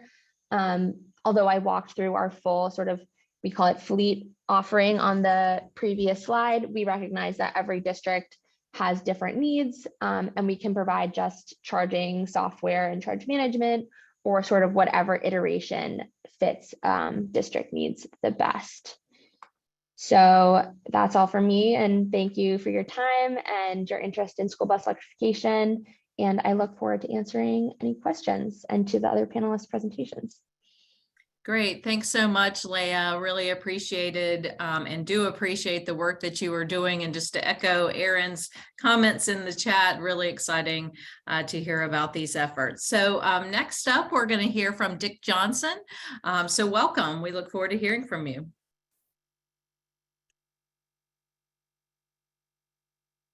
I appreciate the opportunity to actually talk about our Michigan-based company, Rhombus, which was purchased by BorgWarner. So next slide. So our primary goal is providing DC fast chargers to the marketplace. We've been around since 2012, and we were acquired just recently in 2022 by BorgWarner, as BorgWarner makes its effort to get more and more into the electric vehicle space. They've got a battery manufacturing and other things that they're working on. The key to our charger is we're the only US-based made charger that's bi-directional, which means that we're able to communicate between the bus, the charger, and the grid. So we can have flow back and forth. So that's critical when you're looking at vehicle to grid capabilities, which we have the capability of doing, or vehicle to building in the case of emergency response. So we've been in the industry, we have the largest warranty, 10-year warranty. The nice thing about the company is it's vertically integrated, which means we encompass everything there from the start to the finish on a product. And we have the shortest delivery time from 4 to 8 weeks. So we have 1,500 systems deployed worldwide right now. Next slide. So BorgWarner, as I mentioned, just recently purchased us. So now we're in a large conglomerate, but they're very dedicated, and we do have the resources to work closely with our customers and support the marketplace. Next slide. So we are located in Dearborn, ask anybody who's interested in visiting our facility. You'll get an opportunity to see where the manufacturing is done. We also have a UL lab there, which is unusual for a company to be able to have that, so we can be UL listed and test our equipment right on the spot. The other location we have is in San Diego, which is our headquarters. Next slide. So this gives you kind of an outline of the facility. We do have chargers in place there, and we do testing on various vehicles. We've had the Lion bus there, we've had the Bluebird and other buses there to actually check with our charging and interface ability for the electrification. So we do our in-testing there. We've got a high voltage test lab, which most places don't. And we can do a lot of the interoperability testing. Next slide. So the chargers that we're selling currently for school buses are the 60 kilowatt charger, which is V2G capable and has the ability to also do V1G, which I'll talk about, which is just the charging capability. But I think a key thing that you have to look at when you're looking at chargers right now is smart chargers versus other chargers. Smart chargers basically have the ability to do bi-directional communication between it, and has the ability in the future to do vehicle to grid. And it looks like in most cases, people are interested in vehicle to grid and vehicle to building. So the direction is that way. If you buy a charger without the bi-directional charging capability, you're probably going to end up buying one 2 or 3 years down the road that does have that capability, because that's the direction the market's going. Next slide. The other charger that we sell is higher capacity at 125 kilowatts, and that also is V2G capable. Next slide. So I think one of the unique things that I found in joining BorgWarner and Rhombus is the fact that we can actually take a DC fast charger, either 60 or 125 kilowatt, and add 5 dispensers to that particular one. That's a real benefit for people that are looking at adding charging to their school buses without having to buy just a level 2, and eventually you'll need a level 3 because a lot of buses are going from level 2s to DC fast charging. So you have the capability of lowering the cost of acquisition because you're buying one charger, you have one connection on your panel, which is 100 amp, and you can charge 5 buses sequentially. So it'll charge the first one and run all the way down to the second. Cassopolis purchased 3 buses, and they're doing the chargers with 3 dispensers. The other one that we have coming up is a 60 kilowatt that's simultaneously, so it'll be able to charge a bus and a car at 60 kilowatts simultaneously. Next slide. So our future is really looking a little bit different. So we have a new product coming out later this year, which is 120 kilowatt configuration, which is simultaneous charging. Next slide. And then we have 180, which is a NEVI compliant. So many of you know about the NEVI compliance and what's happening with the government there. So that'll be available in the first quarter of 2024. Next slide. And then we'll have, in the third quarter of 2024, we'll have a 360 configuration, which is NEVI compliant. Next slide. So that kind of gives you an overview of who we are. We are Michigan-based. The key things that are important is that we are bidirectional and we are V2G ready, and you can add multiple dispensers to one CPS. So I really thank you for this opportunity.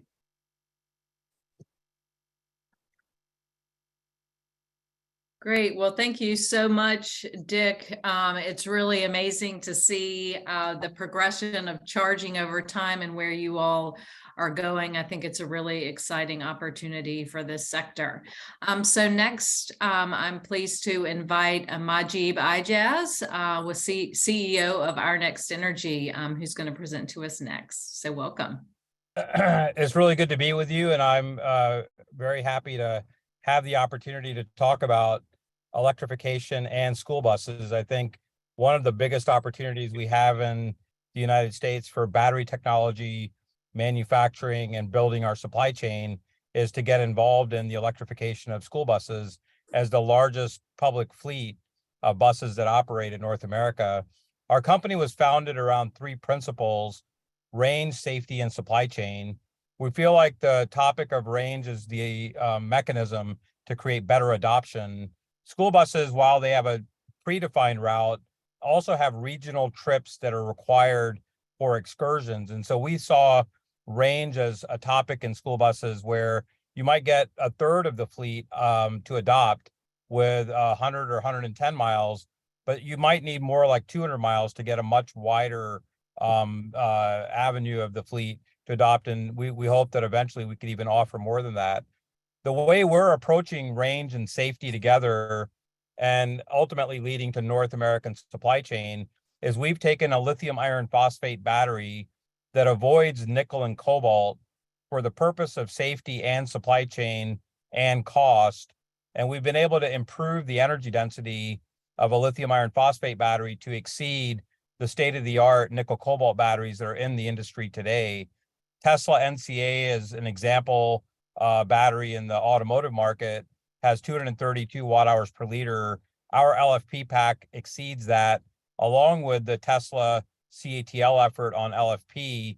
So that gave us the ability to start addressing the market with larger range. We think that we can do a 240-mile electric school bus with an LFP battery pack in terms of volume and allocation of space and packaging that are traditionally available in Type D and Type C school buses. And that should give us a good start at being able to offer a wide range of options to allow electrification to take root. We're working on many different markets. We have commercial markets. We're working on a project for school bus electrification. We've developed a project with DTE on the needs for grid and renewable energy capture that could involve a school bus fleet here in Michigan. We're working on Class 8 trucks, on buses, and then on utility scale storage with LFP technology. This factory is currently in production in Van Buren, Michigan, making around capacity of around 30,000 battery packs annually. Our company is located in Novi, Michigan. From an engineering perspective, we have a research center in Fremont, California, and I'm currently in my car at the Gigafactory right here in Van Buren. It's a 659,000 square foot LFP factory that will launch next year with cell manufacturing and pack manufacturing. So it's nice to meet everyone today, and we're hoping to contribute to this body on electrification of school buses. Thank you. Fantastic, really exciting, and thanks for doing it while you're in transition. Really appreciate your time there. So next, welcome Nate Baggio from the Lion Electric Company. So welcome, Nate. Thank you. It's great to be here. Can you see my screen? No. Do you have the dual monitor? I do not. Let's see here. Try it.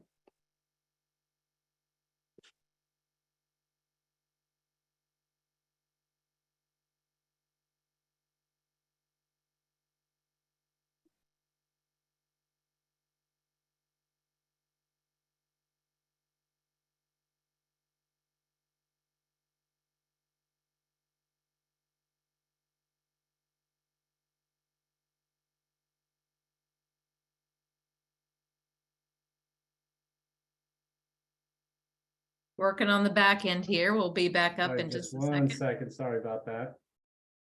Okay.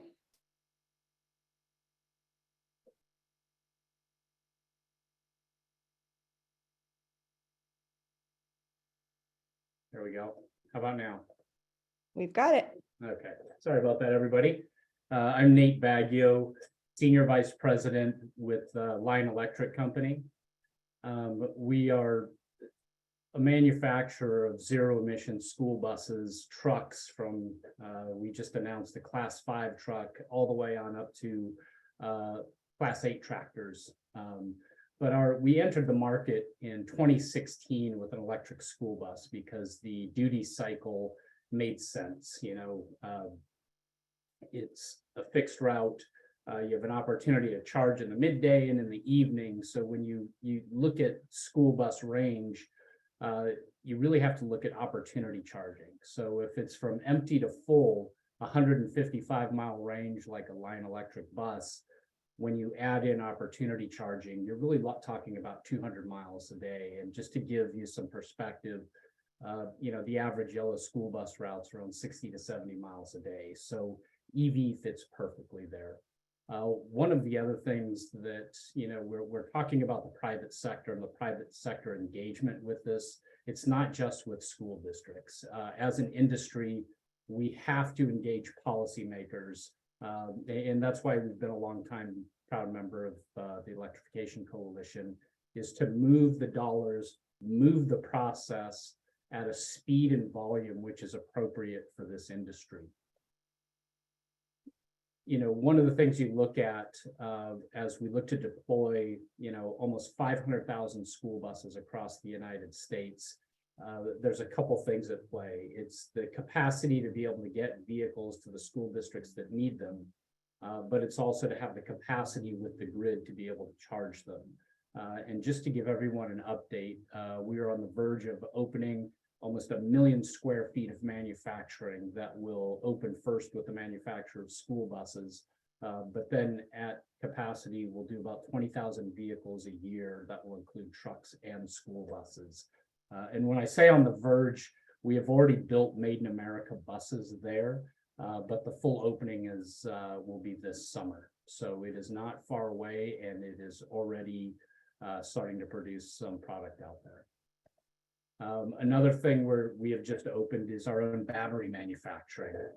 When you look at this industry, being able to control as much of the supply chain and as much of your technology as possible helps keep things moving quickly, so that companies like Lion Electric, and there are others out there that have fully committed to zero emission transportation, can move forward without being reliant on other parts of the supply chain. That may favor the fossil fuel industry, as their volumes are much higher at this stage of the game. When you look at school buses, there are three main types in the United States. A type A, which is largely focused on special needs students, a Lion D or a type D, which is a larger, higher capacity bus that goes up to 84 or 89 passengers traditionally, and a type C, which is the most common school bus out there.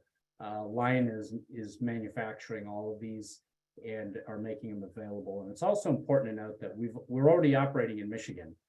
We have 11 buses there and almost another 20 coming for the first round of the EPA. And what I would tell school districts and people that are helping school districts plan, not just from Lion, but also my fellow panel mates, get help. There is help available.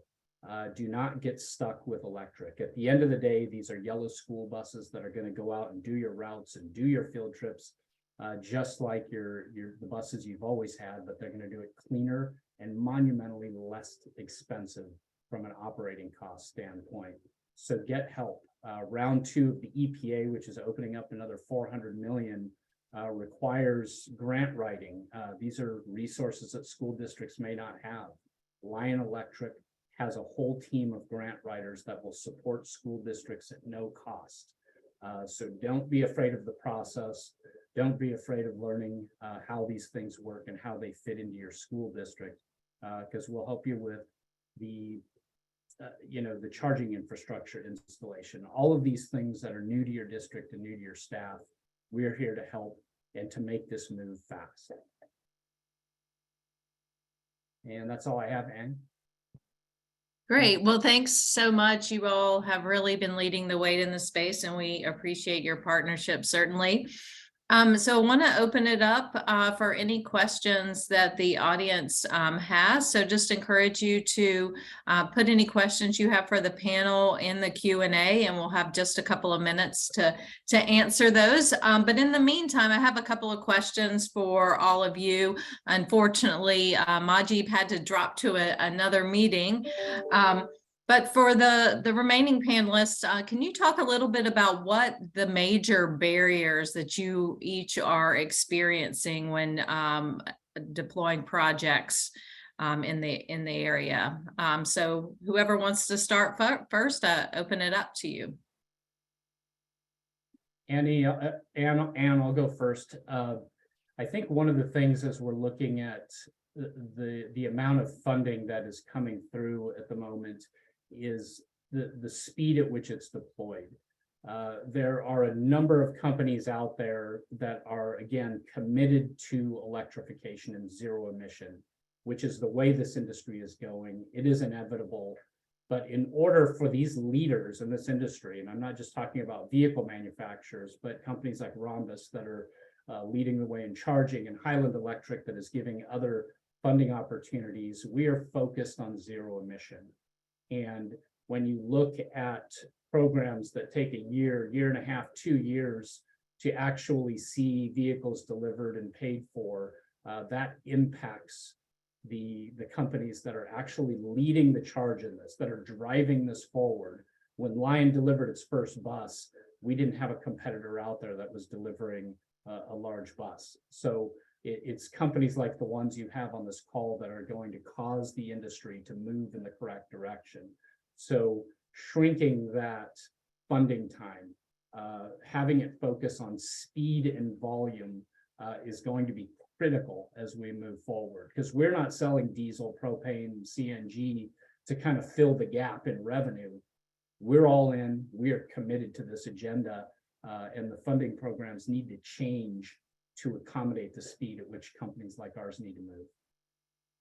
Yeah, I'd like to comment on that too. Is what I find is that in the first EPA round, most school districts were not cognizant of what the back end of it was. They looked at, I get my free school bus, which was a good thing.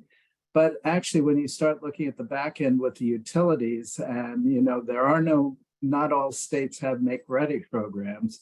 a lot of the EPA schools gave their money back because once they found out what the cost was for the infrastructure. So I think it's critical for, all of us that are involved in this to be able to actually educate the school districts on what they're getting into and how complicated it is. I'm working on a project in Massachusetts right now that's very complicated with 3 different locations.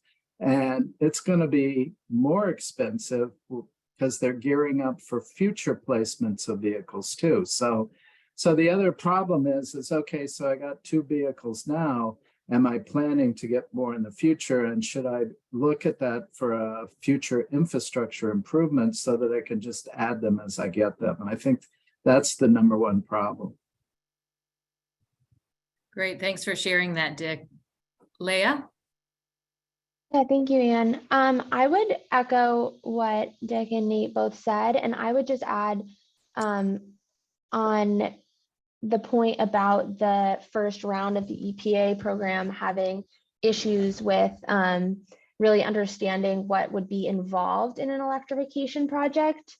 A big barrier is like realizing that you have to talk to your utility, realizing whether it would actually be possible to get a big enough power service out to your depot. And I'll just give a little plug for the second round of the EPA program. They're building in a lot of those considerations into which projects they're funding. Have they done enough planning with the utility? Do they know whether the project is actually viable? And we're working with a bunch of school districts already, kind of trying to gather all of the materials that they'll need to put forward a really compelling application. But yeah, thank you. Yeah, great. And you bring up a really important part. Utilities are playing a critical role in this, and both in terms of speed and reliability and a whole host of other factors. Could each of you share a little bit from your perspective on what, for folks interested in deploying a project, what recommendations do you have for them of working with utilities, or anything that also from a policy or engagement standpoint would you recommend that advocates do in connecting with utilities?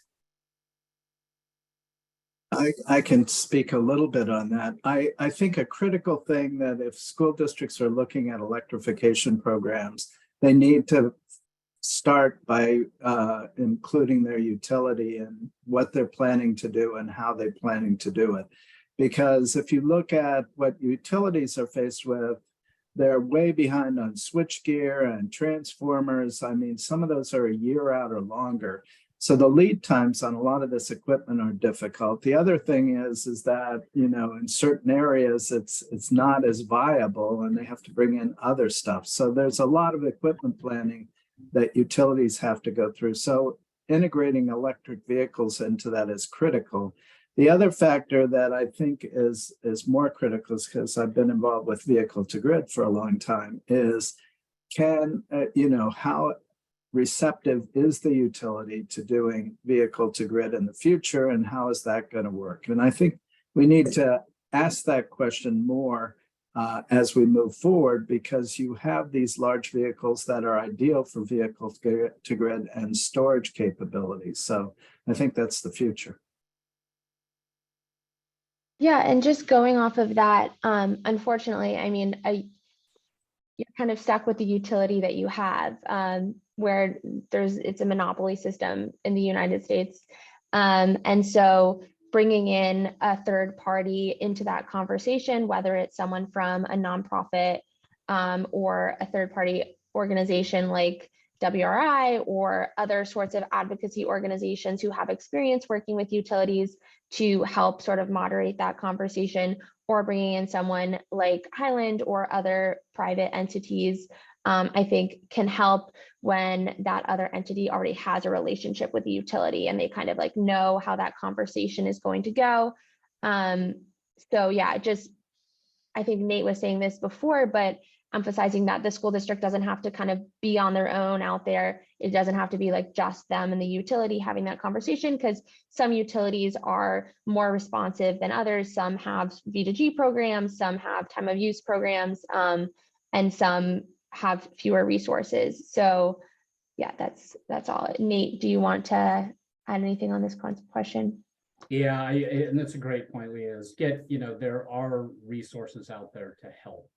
But from a standpoint, and I know anybody who's ever been on an electric vehicle, to a conference or talk to anybody, it's talk to the utility early, and that still holds today. And to Dick's point is so to get ready early, because oftentimes it involves trenching and it's a construction project. But on the other side of that, I would recommend that people get engaged early, because we are in a moment of change. So when you're looking at your, energy costs, how it's structured, many of the utilities aren't structured for what's coming. I told the utility, hey, we've got, 50 buses come to your area.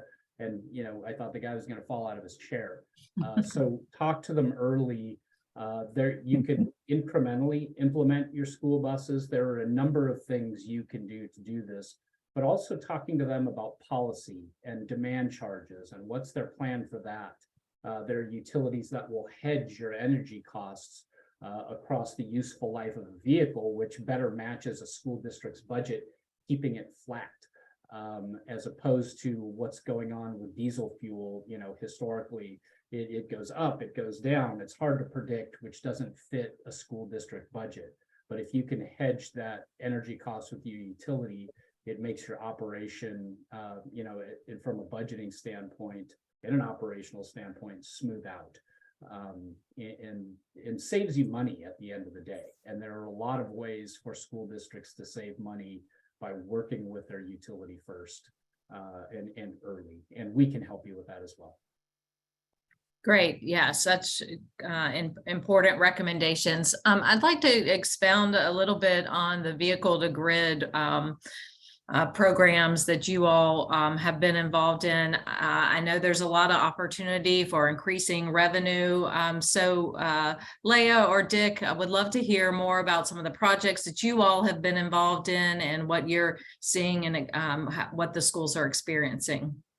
Yeah, thank you, Ann. And I'll just say right off the bat, we have 2 operational vehicle to grid programs in the US right now, with a few more that will be coming online, and we use Rhombus chargers for both of them right now. So Rhombus has been / Borg Warner has been a great partner in this effort. But we have, it's dictated by what is available at the utility level, but we have a commercial project in South Burlington, Vermont, and in Beverly, Mass, which is actually where I am right now. And it's great because we're able to drive down the cost to the school district over the life of the vehicle by just taking the revenue from that vehicle to grid program and passing it straight through to the school district. So that's sort of the type of bundling things that we can do with grants and vehicle to grid programs and other sort of tax benefits, and just driving down the overall cost of the vehicle. For example, we participated in the project in Massachusetts, and I think over one summer for one bus, it was $10,000 of revenue for the school district. So it's not pennies, it's pretty substantial stuff. And when you multiply that across the life of the vehicle, across a fleet of vehicles, it ends up making electrification so much more affordable for the school district. Dick, if you want to add on. Well, I guess I'm an old guy, and I go clear back to the University of Delaware, where I was working with Willett Kempton on the first V2G opportunities. And so I know it works. It's really a question of working with the grid operator, which in that case was PJM with us. And we were able to actually generate revenue way back in 2010, 2011. But it's just the acceptance of the utility. You have to remember that the utility is basically the lines and opportunity to get to the grid. It's the communication between the vehicle and the charger to the grid operator, and showing up on the grid as a virtual power source. So that's coming, but it's not coming as fast as we'd like it to come. But I think it will be driven in the next 2 years. Great. Well, those are really impressive revenue numbers. So thanks for sharing that. And Aaron has put the case study right up on that project in the chat for anybody who wants to learn a little bit more about that. So I want to take just one more question and then we have to turn it over to Aaron. I think, Nate, you were working on a response in the Q&A, but a question from Frank here about, how are you ensuring that the buses are built with union labor? Yeah, and I was typing up a response to that in the chat, and I'll continue to do that, Frank. But we've got to look at what phase we're in. We've got to be able to open the factory and hire workforce and make those plans. And then I can talk about that a little bit more in detail once we get into that. But one thing I think is important to note that when you build a factory in the Rust Belt in the Midwest, prevailing wage, there are rules there that exist. So we're confident sustainable wages will be in line with what the expectations are in the Midwest, especially in the Rust Belt. And I'd also like to point out that Line Electric did not go to other right to work states, other places where where it's a different labor environment. We went to the Rust Belt, we went to the Midwest. We are in the middle of the country where a lot of this expertise exists, and we did that deliberately. So I think that's important to note as well. That's great. Well, thank you, Nate, and thanks to all of the panelists for your time today. We do have to move on to our next lineup, so I'm going to turn it back over to our team. But thank you all for your participation today. Back to you, Aaron. Thanks so much, Anne, and thank you, Nate, and thank you, Leanne, the whole panel. Really great conversation. And now we're really excited to have with us State Representative Ranjit Puri, who represents the state's 24th district in Wayne County. Representative Puri very much in this space. He has actually worked in the auto industry before coming into public service, and also serves on the bipartisan bicameral auto caucus. So really excited to have him sharing with us his views on electric school buses and what the state is up to in this area. Awesome. Thank you. Thank you so much for having me. This was the forum I was looking forward to with I think a lot of like-minded folks about understanding why this is an important topic and how our state can be doing more. So look forward to kind of speaking and also learning from the conversation today. Wonderful. So I did want to just touch on the fact that, we've got, and I've said this a lot today, and I'm going to probably say it more, we have a historic opportunity, right? So the kind of American Rescue Act funds that are coming to the state right now, again, those federal dollars that are coming to the state to give investment opportunities. We've seen with the governor's executive recommendations, we've seen with the House, kind of matching those. Why do you think that $150 million expenditure for electric school buses is a win for kids and for our communities? Absolutely. I was thrilled to see those numbers coming through. They didn't end up flowing through my transportation committee, but I'm happy that the money found a home. I think we're past the point of having these conversations, related to electric vehicles, electric buses for altruistic reasons. Electric buses now just make a lot of sense, objectively speaking.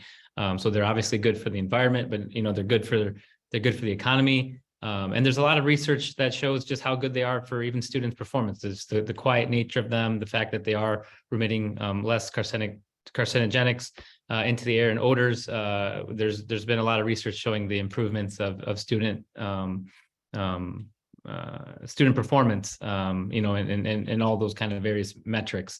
But and then the economy piece, with kind of the cost of these fossil fuels being so volatile, it provides stability, for our districts in terms of kind of understanding, what the costs are going to be. There is a little bit of an upfront capital cost in procuring these buses, but, they pay for themselves through the less maintenance that's involved with not having an engine and just less parts. And then, in Michigan here, especially in southeastern Michigan, with the unreliability of our electric grid here. Not that this is the reason to purchase these buses, but I guess just adding to the list of reasons why this makes sense, with the V2I capabilities and, any buses that can kind of go two ways with their power distribution can be, and having such a regulated schedule for these buses of knowing when they're going to be utilized during school hours provides, a lot of utility for these buses in the event of, a power outage for these buses to be available for their local communities to set up shop and, to have an electric source to run, whatever the various needs would be needed. So there's just, a whole host of reasons as to why these make sense. This $150 million is great. But, as a state, and when we kind of have these conversations, it's really important that we start being more forward thinking and understanding that this is the way we need to go. These funds will, provide a boost for us to kind of get started in that direction and procuring these vehicles around the state. That's a good point. It's kind of the starting point for sure. And I think matching the federal investment, as we heard earlier, that the federal EPA Clean School Bus Program, put out nearly $1 billion in investments, which it sounds amazing. But then you think that they actually had 8 times as many folks clamoring for those funds or seeking those funds, and they were able to actually grant. So the need is there and it's real. And I think these state resources can help us to make sure that what we're putting forward to the next round of EPA funding is going to be as competitive as possible, stacking those resources. You also heard, or we heard rather, that kind of commitment from the governor, from Eagle, Corey Connolly with Eagle here earlier, talking about how important it is that the EJ communities and the communities most impacted by the existing pollution see the benefits of these electric school buses, and that's a challenge, right?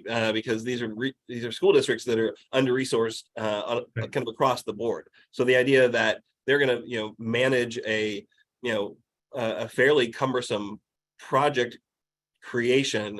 Obviously, we heard from Highland earlier, and there's kind of like more turnkey solutions that are out there and available. But what's your commitment to make sure that these school districts are prioritized in that state revenue, whatever we end up with, which of course we want the whole 150 million. Yeah, absolutely. We need to be approaching these conversations with that lens of kind of just making sure that our solutions are equitable across the board. And so, we have a number of kind of similar new initiatives in my own budget, and kind of the language underneath all of that is rooted in us being very intentional of making sure that there's, these are tackling the issues that they're designed for, because often a lot of times, unfortunately, there's either intentionally or unintentionally, there's some consequences in which certain populations can be affected more than others. And so, in something like this, there are districts that or areas around the state that are dealing with this issue much more than other ones. And so we need to be looking at that from that lens and making sure that this money is being appropriated in a way that is intentional, and again, in addressing those initiatives. Excellent. Well, any other thoughts or projects you'd like to elevate? I know that you've got a lot of leadership that you're playing in this space. We'd love to kind of hear from you, kind of where the public should be watching for your leadership or supporting that. Yeah, well, we also passed here Senate Bill 63 a couple weeks ago, which opens up some flexibility with the sinking funds that districts can use. I don't know if you guys covered that already today, but that will provide districts more flexibility to be able to spend on things like their general fund dollars on things like in classroom work, so they have more money to do initiatives like purchasing electric vehicles, because probably the hindrance is that these do cost a little bit more than districts are used to, and so, which is fine. That's just the nature of kind of the capital structure of these electric buses, and so we need to be doing whatever we can to make sure that that's not the hurdle of why this isn't being adopted. And so, whatever we can do as a state to kind of set up these local districts and purchasers to be able to get these electric buses, that's what we need to be doing. And so we already have a couple initiatives out there. Like I said, like the Senate Bill 63 opened up some flexibility. This 150 pot of money is hopefully kind of just one step in that direction. And then just continuing to put ways of ensuring that Michigan is going to be an early adopter in this conversation. Absolutely. Well, thank you so much for your time. We have gone long on almost everything we've done today. So we've got some fantastic experts in their views, but we appreciate your time. And I know you've got a busy day ahead of you. As I'm looking down on the Capitol right now, I'm very glad to hear the marching band that was playing earlier. Yeah, it was out there. There were some Might have kids. wrapped up. Yeah, that's great. But well, thanks for having me on, and have a great day. Awesome. Thank you, Representative. All right. So now, from the state level, we're going to go to the federal level. We're really honored to have remarks from Representative Debbie Dingell, who represents the 6th District of Michigan. She is a longtime leader in the auto industry, serves on key committees, and has ensured that Michigan remains the auto state with investments coming to it. So if we can cue that up.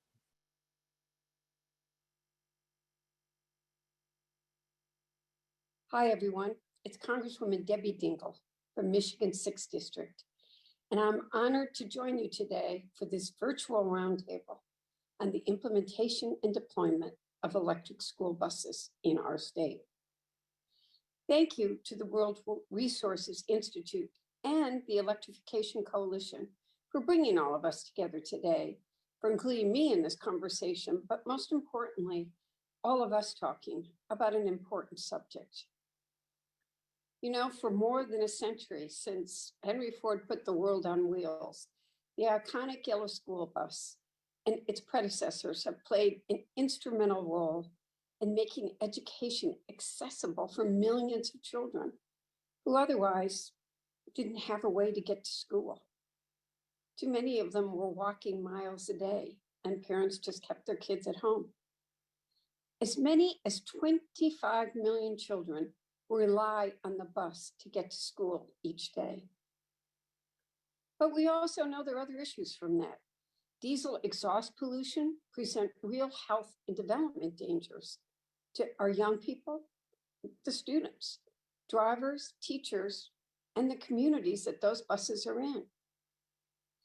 We know that diesel air pollution is linked to asthma and other conditions that harm young people's health and cause them to miss school, especially in areas that have been historically disadvantaged and underserved, and particularly in communities of color and tribal communities.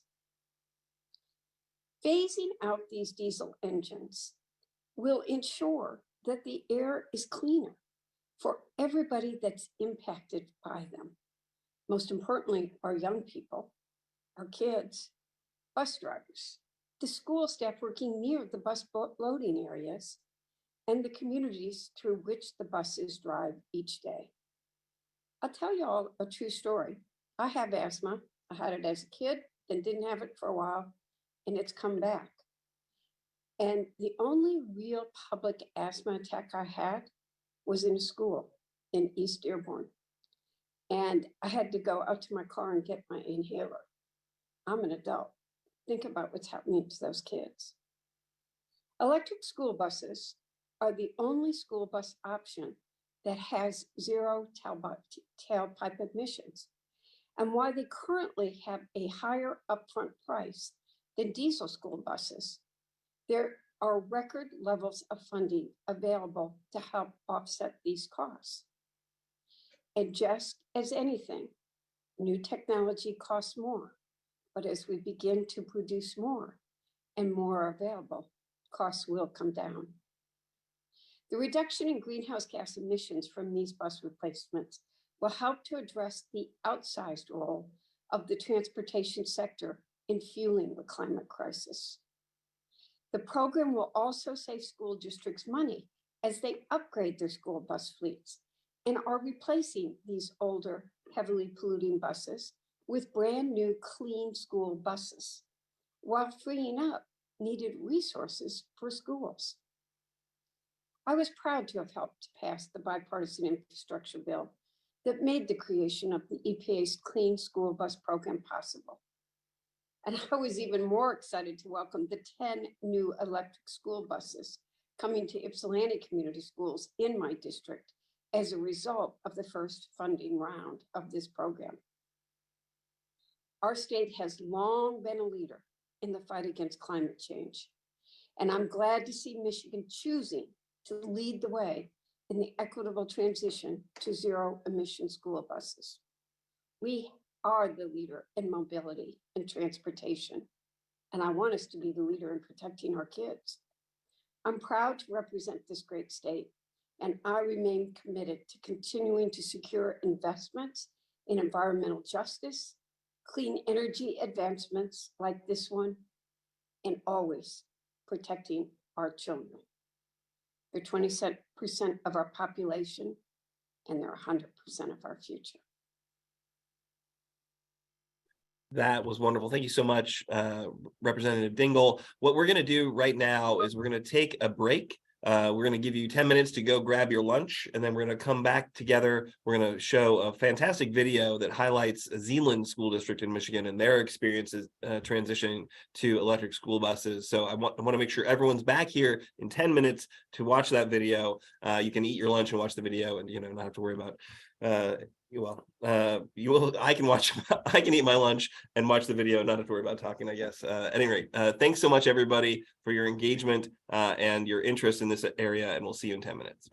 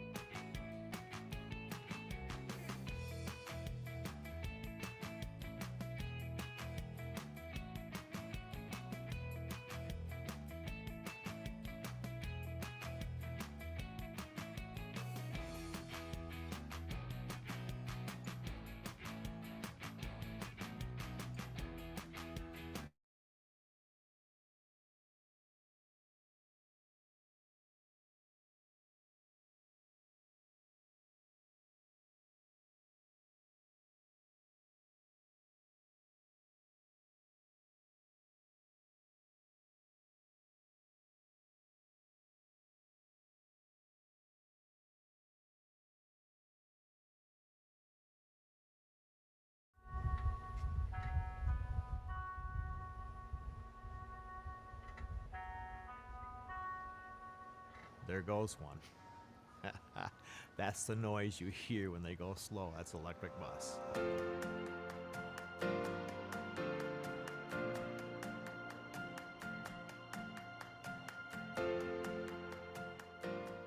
The electric buses are great. They are so much cleaner for the kids, for their breathing. The diesel, they smell more. The electric is clean. They love riding on it. I love going to work in the morning. I love being able to get on my bus and do what I do. It's a great bus to have.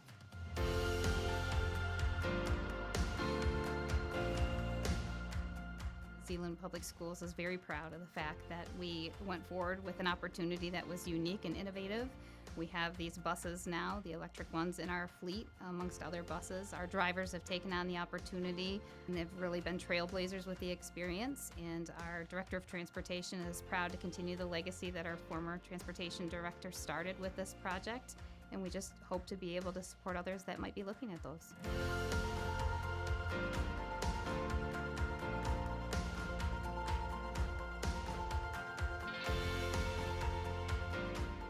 Electric buses are the future, but they're now. They're clean running. Your drivers are going to like them. Why not be part of the future and make it now?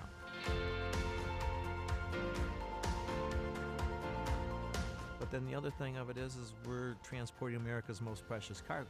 And clean air, can you put a price tag on clean air for kids whose lungs are developing, you're dealing with from kindergarten through 12th grade, and we know that their bodies are developing, their lungs are developing, their brains are developing, and the cleaner air they have, the better it is for them. We have our 4 electric buses, and we have 4 different routes that they are on. 2 of those routes are longer routes. They go more out into the country, and they put on more miles per day than the other 2. And the other 2 we keep in town, and they handle some of our town routes. The more we read about electric school buses and the more that the technology advances, we realize that the range is just getting better and better every year. If we take our foot off the accelerator a little earlier than what we normally would have, we can use that braking system to put a charge back into our bus. I've never had an issue with the charging in the cold. So here we are in an electric bus.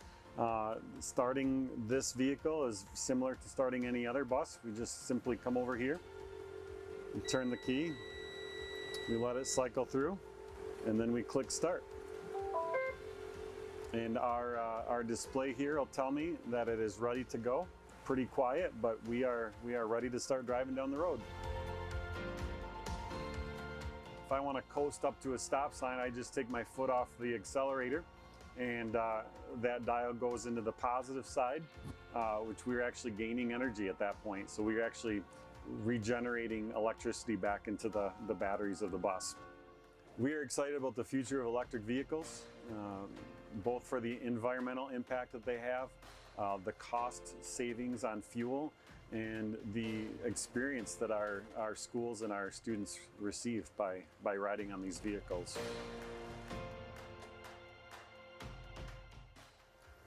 So one of the perks of driving this bus is that our drivers never have to put fuel in the fuel tank.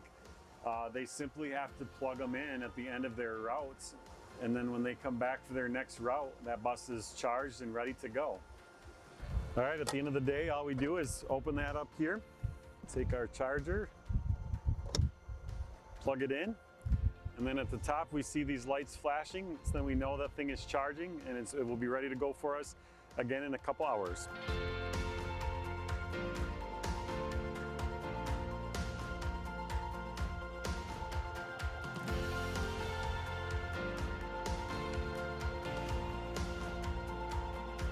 Talking about the cost in terms of the savings over the life of the purchase really made sense when we think about 17 cents per mile compared to about 40 to 43 cents per mile for a regular standard operating bus. It does make sense, but we needed those supplemental funds to get us through the initial purchase.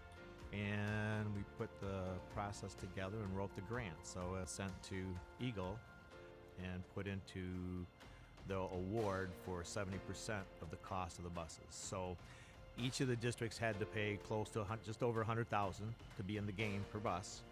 Put that amount in, so that was a commitment from them, and then EGO covered the other 70%. This actual grant opportunity was a similar opportunity where we could write not just for Zeeland Public, but for other schools that had interest in the opportunity. So I'd say if there's opportunities for us to do that again, we certainly would, and we could give them, input from our own experience. But just to consider the impact on the environment, the shelf life of these, the quiet operation, there's a number of great reasons why this might be something to look at. The manufacturers have been very responsive to us in trying to work on this project together and trying to partner with us on these things. When you read about electric vehicles and you read about electric buses and even electric semi-trucks, you think that's far away. And so for our drivers and for our department and for our teachers and for our students here, we get to read about that and see how the country is kind of shifting in that direction, and we get to say, yeah, we're already doing that.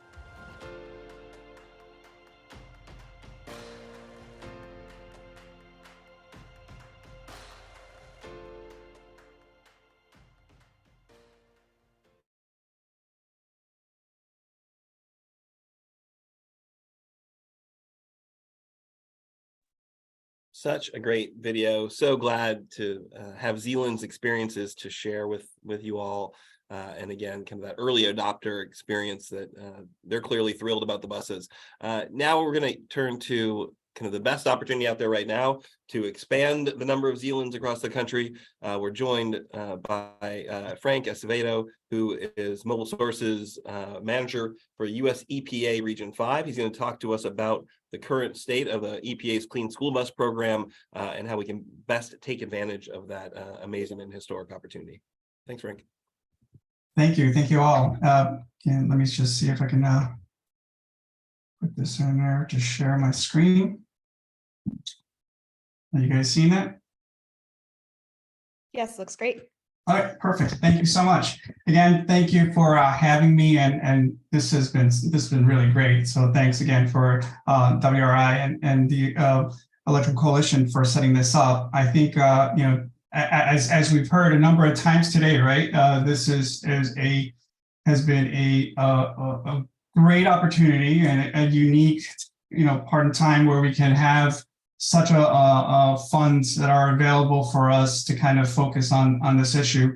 So, one of the things that, we always kind of mention is, it doesn't come every day, right? So, $5 billion for 5 years is key for us. And it's exciting because, this is the first time where we actually can focus, on, zero emission, low emission models to change over. And as you've heard over and over today, it's important, it's key. There is a lot of opportunity there. So, and right now with this funding, we're able to do it through rebates and grants, at least up to this point, and we'll see how it goes in the future. Also, as you've heard, there's 500,000 school buses out on the road and serving 25 million school children. And, this is a great opportunity to at least kind of set the wheel in motion to kind of change over those fleets and get their emission reductions where we can. As we've heard earlier today also, we do have, our first round. There was in the 2022 rebate program as a kind of um of how that went. And then we are currently this month, we opened up the second round of funding, which is, our Clean School Bus Grant Program. And that notice of funding opportunity is now available on our website. So I want to highlight one of these things because, you've heard it earlier that these two programs are great, but there's unique opportunities for each one of them. The one thing that was key for us on the school bus rebate, it was, and we heard about, it's not a perfect thing, right? It's definitely not, but it's a living document, it's a living program. So we're learning from from the experience. But the key thing is we had 120 days to put this program together. And, based on our past, we wanted to make sure that it was easy for the school districts to get to and to go through the process. So that's the beauty of the school bus, the rebate program, right? So I think this is kind of the one that works for most of the districts across the board. And it's pretty straightforward. And the key thing here is obviously what we heard is you get the funding up front, so that school districts don't have to deal with that component. Just to highlight a little bit, a couple of things. Obviously we got a lot of applications, $4 billion in requests for over 12,000 buses, which is great, incredible. The majority of the applicants met the priority criteria as low income, rural, and tribal, and these awards were announced back in October 26. So we ended up funding close to $1 billion for 2,600 buses and 400 school districts. And right now everybody's kind of in that process of the purchase order component should have been, the time frame already kind of went by. So if they, those should be in already, or they've gotten extensions to see how they can move forward. Here in Michigan, here in the Michigan area, wanted to highlight a couple of things. There's $54 million in rebates will go to the 25 school districts, including like Dearborn and Pontiac, for 138 school buses. I should highlight that Michigan was ranked second nationally in the most, as far as with the most districts selected, 25, and fourth nationally in with regards to the funding received. So that is, that's thanks to a lot of work from folks at the state level, great partners from us. And I want to do a quick shout out to the It's Electric work group that they kind of led the way in not only helping us in the state of Michigan, but also in the region. And they've been examples nationally, as you've heard, the fact that there are 17 school buses that were already kind of in operation and got some experience that we can kind of point to was great for us to be able to share that experience across the region. So you'll hear from Kendra a little bit later on, Susan Mudd with ELPC, Elizabeth Hoffman with my Mont Clean Air Force, Katrina Morris, Mac Dashney with MAPT. Want to just highlight the fact that their help has been key for us. This is a quick map, just a map showing of the priority districts in the round one, some of the school districts that were selected. Trying to go here really quick. Okay, so now, as I mentioned, the grant program, we've heard about some of the things that worked, some of the things that didn't work. One of the things that we definitely heard was the fleets were limited to a maximum of 25 buses. A lot of the issues with the scrappage and prioritization. So we kind of, in going through the rebate program, kind of took a look at some of those things to moving on to the grant program. But, it is, want to highlight a couple of things. The grant program is a little bit more, in depth. It's not an easy thing. So I do encourage, like has been said before, working with partners to get assistance on the grant writing process. It does take a little bit more effort, but there is also a little bit more flexibility as far as what you can do with it. So to keep that in mind. The grant program is open until August 22nd. And some of the key things that are there. This will allow, it's kind of broken into a couple of components, but this will allow, for when school districts and third-party applicants, when they're looking at more than 15 buses, the rebates were limited to 25 buses. So, this gives a little bit more flexibility on that end. Some of the key dates here. Is obviously it was opened this past month. We can't, you can, any questions that you have, you can submit them to our cleanschoolbus.org. And this will be open until August 22nd. And then anticipate as far as the November to January timeframe is when the notifications of selection and the awards will be made next year, early next year. This highlights the two components under the grant program. One is for school districts, the largest school districts primarily, and this is for a minimum of 15 buses, a maximum of 50. And then the other one is a third-party kind of program for the application must include at least 4 schools, districts that would benefit from that. and that's for more than 25 buses, a maximum of 100. So, two tiers there for folks to kind of consider. There has been a little bit change as far as, the prioritization. It's still focused on, the high needs school districts with low income areas, the rural and tribal schools. But there has been a little bit of change as far as kind of the, the high need and rural component, just to kind of, just want to highlight that. So it does make a difference from what the rebate was outlined. This kind of just shows a quick map of Region 5, the Midwest states, and with the school districts that are part of that, and the blue is kind of like the priority school districts under the grant program, as we saw it from the criteria. Things to highlight: you have to have a SAM.gov registration, an active one. This was a big issue under the rebate. It will be a bigger issue under the grant. And obviously, anybody who's applying for the grants has to be kind of registered with grants.gov. So that's a key thing. Cannot emphasize that enough.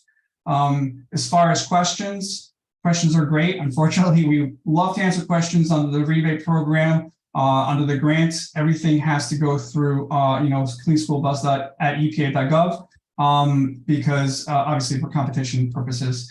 But all the information, NOFO, is on our website.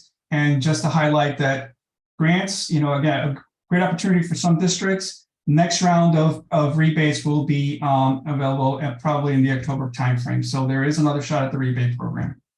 And I'll stop right there.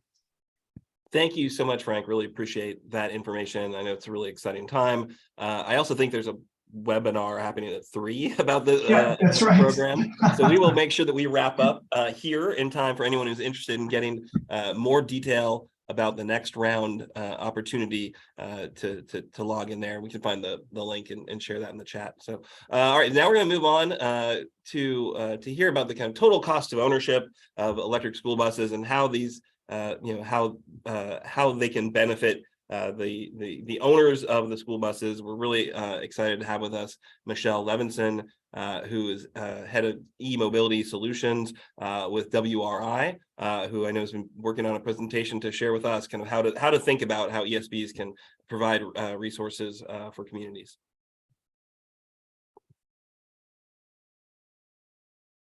You are great. muted. Hello, can you hear me? Oh, good. Thanks so much, Aaron. As you said, I'm head of e-mobility financial solutions at WRI on our electric school bus team. I just want to thank everyone for sticking with us this morning and into the afternoon for the great event. I'm very excited because in this conversation, I get to touch on a lot of topics that folks have already brought to the conversation today before passing you on to the school district and utility panel.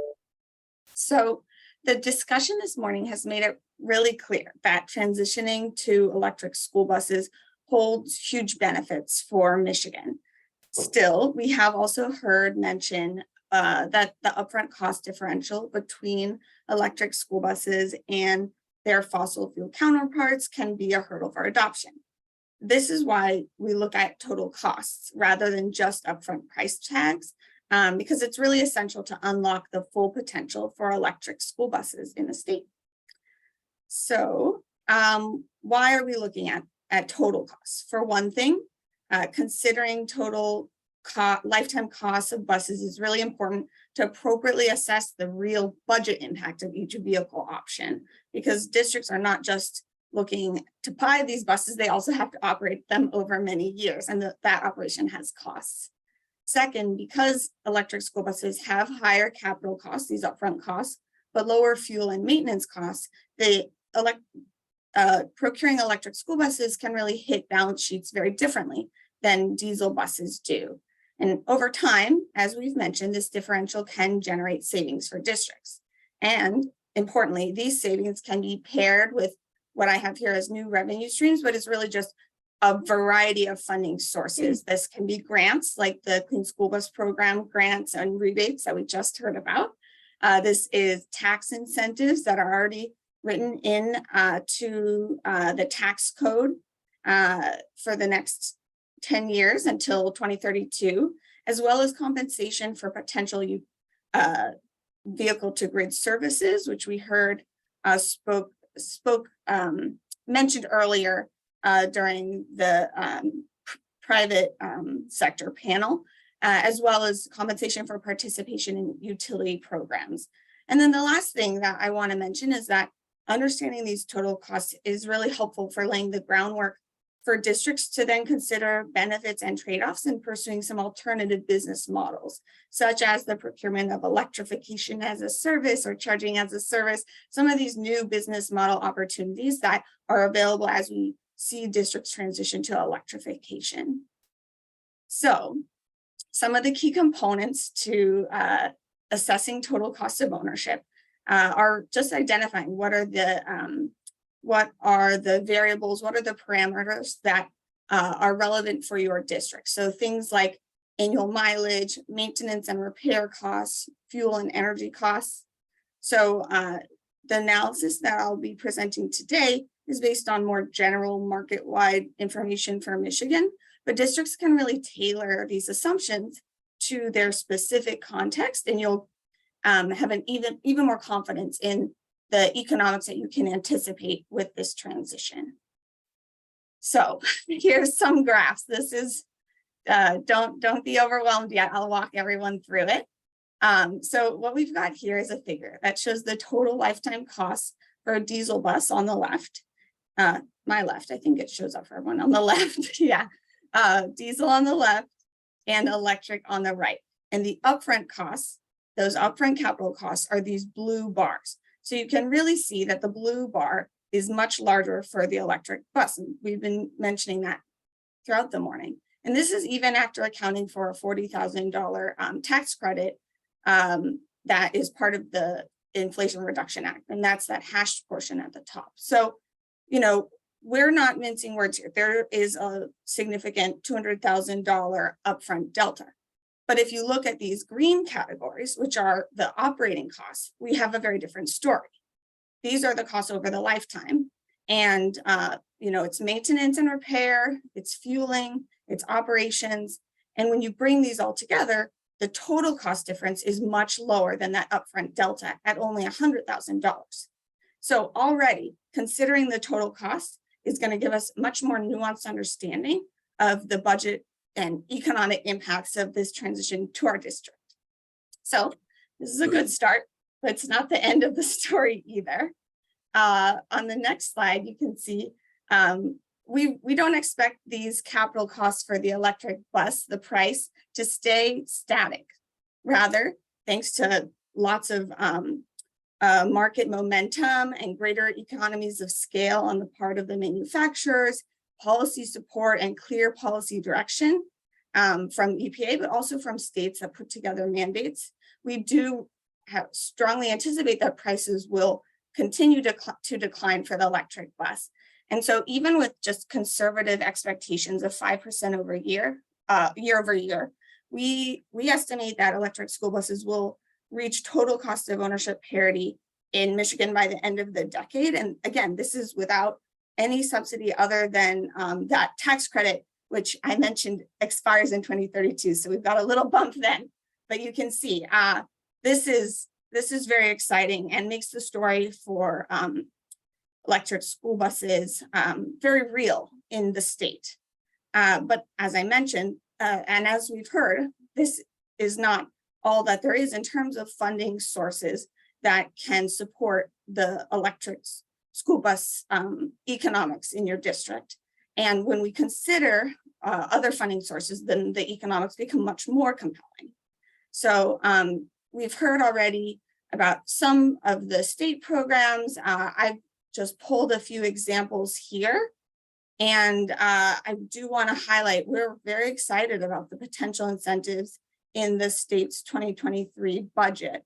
And I think all of these are important pieces to making the economics compelling in the state of Michigan. So today, okay, another set of graphs, and I'm hearing the bell that I should move on quickly. So I'll just note that these are three different scenarios that illustrate three different ways that combinations of upfront capital support, whether it's from the state or from the utility, such as in this case, I modeled the DTE e-fleet battery support program, which is proposed, and maybe we'll hear some more about later, can bring down upfront costs, move costs, shift those over to operating costs, and then leave a much smaller residual that needs to be covered by the policy supports, whether it's the EPA's grants or the state programs.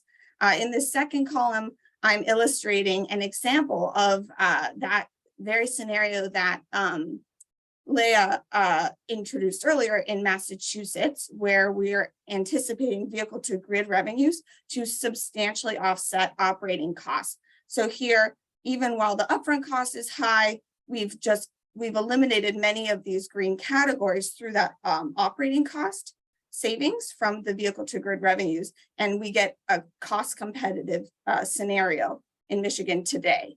And then the third example is just a combination of these two. And really the point to bring home here is that pairing funds, addressing the upfront capital costs and leaning on your utility and financing partners are all ways that you can make electric school buses cost effective for your districts today. And the policies in place and proposed in Michigan are exactly what we need to see to take the market from pilot to scale.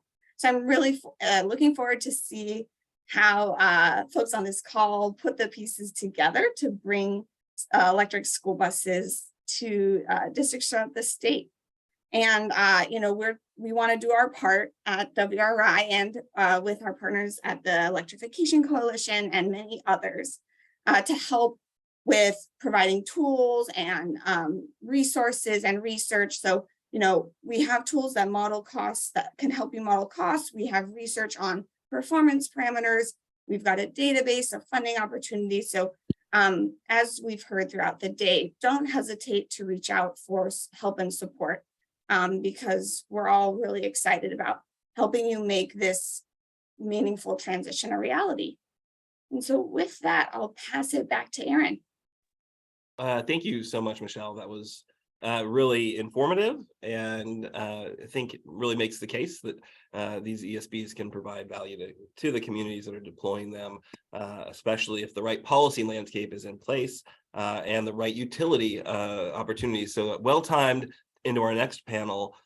Really thrilled to have Kendra Weed on with My Health, coordinates the It's Electric School Bus Coalition for Michigan. And as we heard earlier from the EPA and others, has really just been a force to promote and advance ESB deployment in Michigan.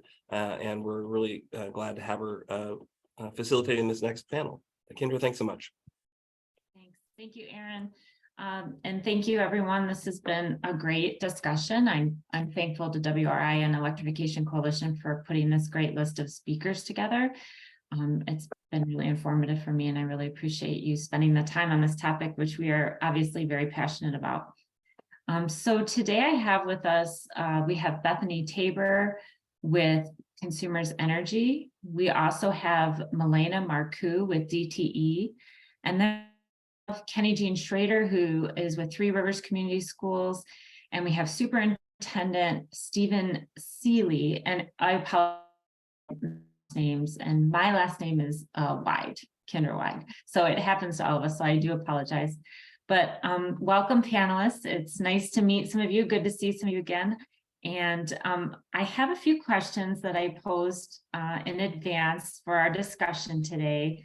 So if you don't mind, I'd like to start, since we already heard a little bit on the utility side of things. I'd really like to give an opportunity for Kenny Jean and for our superintendent to discuss a lot of their process. And so what we have here are two examples of Kenny Jean already has electric school buses at Three Rivers.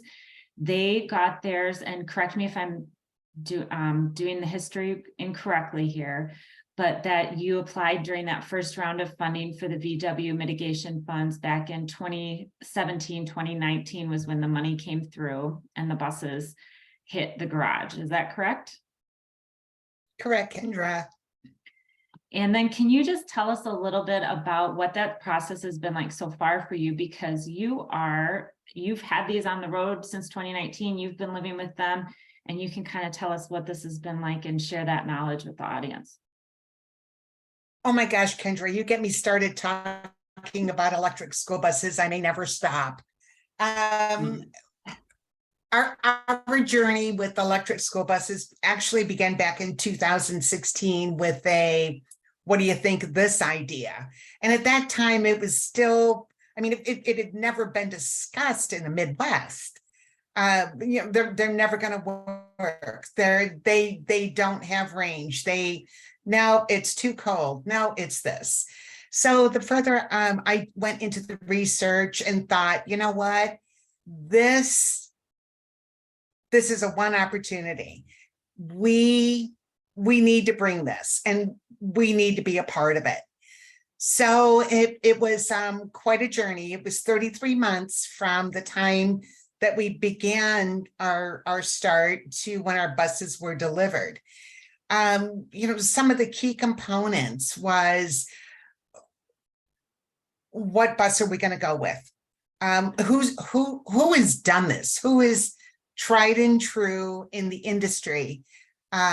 So the 7 districts that I was involved in, you know, we settled on a vendor, which was Lion Electric. Implementing the buses was priority to doing what we could to improve environments for our students, our staff, training, getting our first responders and our tow facility directors involved. First steps, get your utility involved. That is key. They are going to be instrumental in everything you do from the day that the buses are delivered forward. It's very important to start that relationship, have those conversations, and maintain them. Our training, we were so grateful that our manufacturer provided training for our technicians, because it is a learned process. It's like, you know, you have 70% less moving parts on this electric bus, that most instances, anything that goes faulty on that bus can be remedied telemetrically. Create good relationships with your OEMs and your vendors, and that's a key component. Training your drivers. Driving an electric school bus is quite different than driving a fossil fuel bus. Using that regenerative braking system to put power back into the battery and gain you that extra range is going to increase the life of your batteries and increase your range. I am such an advocate for electric school buses, for what it does for our kids. Although we do not live in a priority district, we're rural, and we have certain parts of our community that would register as priority, but we're also rural, we're farm. And we have plowed fields that are being plowed. We have chemicals that are being sprayed in the areas in which we service our children.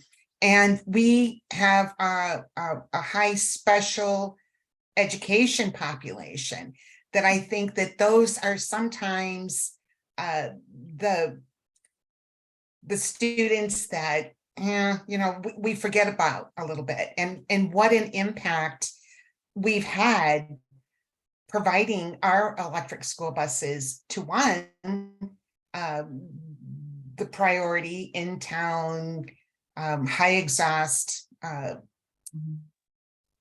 demographic, and then our rural kids and our special ed kids.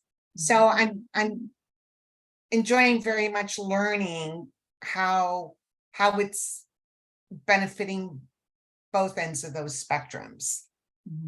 Yeah, thank you. Your passion is contagious. I appreciate it. So Superintendent Zeeland, I wanted to turn it to you, and please correct me if I'm mispronouncing your last name, but what was the final deciding factor for you that made you apply for buses? And go ahead and tell us the backstory about how many buses you were awarded in the rebate program, please. Yeah, backstory was it was pretty fast and furious for us. It was last summer. I noticed that we were on the priority list and decided we needed to go for that.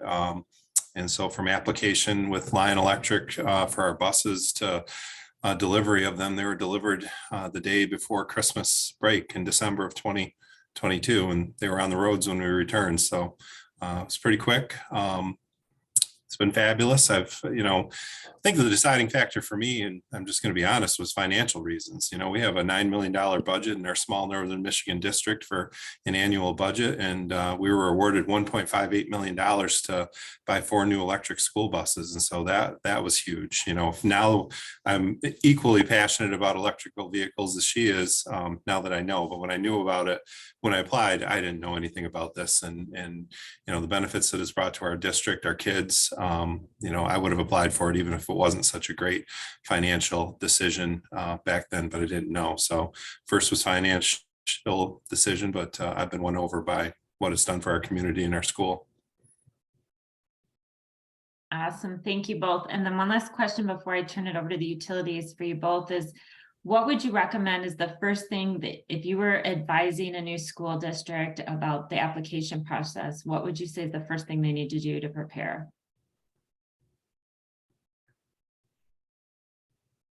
I would agree with what Kenny said of get with your power company. I got with Consumers Energy, and that was one of the things that I didn't think of. Again, back to me last August or whenever it was that we applied, I had no idea, didn't know all the steps that it would take to get us to where we are today with our buses on the road and working, and energy upgrades in our bus garage was an afterthought for me. Then I had a panic attack in my office and thought, I took this to my school board and I promised them that it was going to be cost free. And now I have to get a new power pole and upgrade service, and was terrified, am I going to have to go to them and say, well, we got a $200,000 cost. And when I found out from Consumers Energy that it was covered under their Power My Fleet, and I've total cost of ownership for 4 new buses in Pelson Public Schools has been $0 for us. So I couldn't be more happy.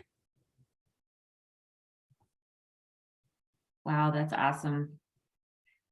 Can I raise my hand, please? Yeah.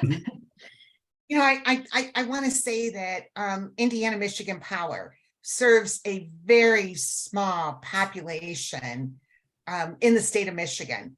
Out of the 83 counties in Michigan, Indiana Michigan Power provides service to only 3 counties. So, their numbers aren't as extensive as Consumers and DTE. They're really working with the districts here in Southwest Michigan to support school bus electrification. I'm really glad to hear that. And that's a perfect segue to my question for our utility representatives here. So earlier on, we heard from the MPSC a great summarization of programs from both your organizations. And I'm wondering if you could give a brief summary of what programs you have already or plan to do for the future to help school districts within your service territory electrify. And then I also wanted to highlight what the superintendent mentioned was that federal funding was allocated for school bus infrastructure from the meter to the bus garage, but not necessarily from the pole to the meter. And those can be some unexpected expenses. And so in feedback from some schools, this was a significant concern for them. So I'm wondering if you could just talk about how you've been assisting them in that, overcoming that obstacle as well. And we'll start with Can you hear me? All right, for whatever reason, the sound. Hi, everyone. Milena Marco with DTE Energy. I oversee the strategy and execution of all commercial and e-fleet customers in our service territory who install EV charging infrastructure. So to give to provide an overview, I guess, of our programming, we offer quite a comprehensive suite of services and resources. We offer financial incentives in the form of make-ready rebates and contribution in aid of construction. I know you mentioned, Kendra, what would be some of those pieces that go from the utility pole to the meter. We offer technical assistance and education to support schools and other organizations in transition to electric vehicles. And as part of this initiative, we provide free advisory services to school districts who are looking to electrify their school bus fleets. And these services are really designed to help districts navigate what could be a complex process of the new clean technology and ensuring that they're able to fully realize the benefits of the electric fleets. And one key aspect of our advisory services is really the creation of a customized electrification plan, because it's not a one solution fits all. And so in order to optimize really the specific needs and the specific site needs and circumstances for each school districts, there's these plans that we put in place. They take into account factors such as, the daily mileage, the number and the type of buses to be replaced, the charging infrastructure needs, and the related charging energy management strategies to ensure that the districts are able to fully maximize the benefits of the electric school buses. And then the other piece that I wanted to mention is the assessment of available capacity. And this goes again in trying to help, whether it is doing preliminary risk assessments to full-on method of service to help school districts determine whether do they have the capacity they need to support the number and type of chargers for their fleets that they have decided to electrify. And this is really essential to ensure that the school districts are able to fully transition to electric vehicles or electric fleets without experiencing any capacity related issues. And then the last piece, I know this was mentioned earlier through the different sessions, but we actually bring hard dollars to the table as well. So we offer $2,500 per level 2 port and up to $70,000 for DC fast chargers that are installed at districts or customer site, which is really helping these school districts to fill any funding gaps that may be typically present. Obviously, the technology comes at a premium, but even if they are participating with and after receiving clean school bus funding, if they're being awarded, our rebates can really be stacked and further bringing those costs close to zero and the applications that we've seen with the 2 schools that mentioned earlier. Oh, awesome, that's really helpful. Thank you, Milena. Bethany. Hi, everyone. Bethany Tabor with Consumers Energy. I am the product manager for our commercial electric vehicle programs. And so what Consumers Energy offers through our Power My Fleet program is really similar to what Milena mentioned for the e-fleets that DTE does. So one of the main components of the Power My Fleet program is our fleet electrification assessments, very similar there. So the customers who participate in the fleet electrification assessment can expect a customized report with recommendations for electrifying their fleet. This is really a white glove approach that we've taken. So we've partnered with some electrification consultants who are experts around the country, not just here locally. So we have meetings with these customers who are owning and operating a fleet of vehicles. It doesn't have to just be school buses. So for instance, we had one school district who actually electrified some vans for their administration building, and that worked out very well for them. So we look at the duty cycle of the vehicles, the dwell time, make recommendations for charging infrastructure, look at total cost of ownership, savings, environmental benefits, all of that. And so often what we're seeing is we've got a few within the organization who are really gung-ho about electrifying, and they have to sell it up to their leadership and the decision makers and the people who are making these financial decisions each year as vehicles are ready to be retired and new vehicles are ready to be procured. And so why does it make sense to go electric? And so that's what that report of assessment and kind of recommendations really helps support that initiative for those who are participating in the assessments. I will say, for the program, we had a cap of 50 total fleet assessments available. We are currently fully subscribed there, but that's not all we offer. So we have, as Superintendent Seeley mentioned, what we call make-ready costs. So from the utility pole to the meter, upgrading power in those bus garages, right? So when you've made some decisions and it's time, we can send our team out in the field to evaluate power capacity and say, yeah, you have enough, or no, you need an upgrade to the transformer that's powering this site. And through the Power My Fleet program, those costs are covered in full. And so the billing is handled totally internally. That is not a rebate where the customer is paying out of pocket for those infrastructure upgrades. It's something that we are doing all internally. So that kind of takes some of the onus off of these fleet operators who are already have a lot on their plate as they're making this new investment, right? And then the third part that we offer is the rebates, similar to what Milena mentioned.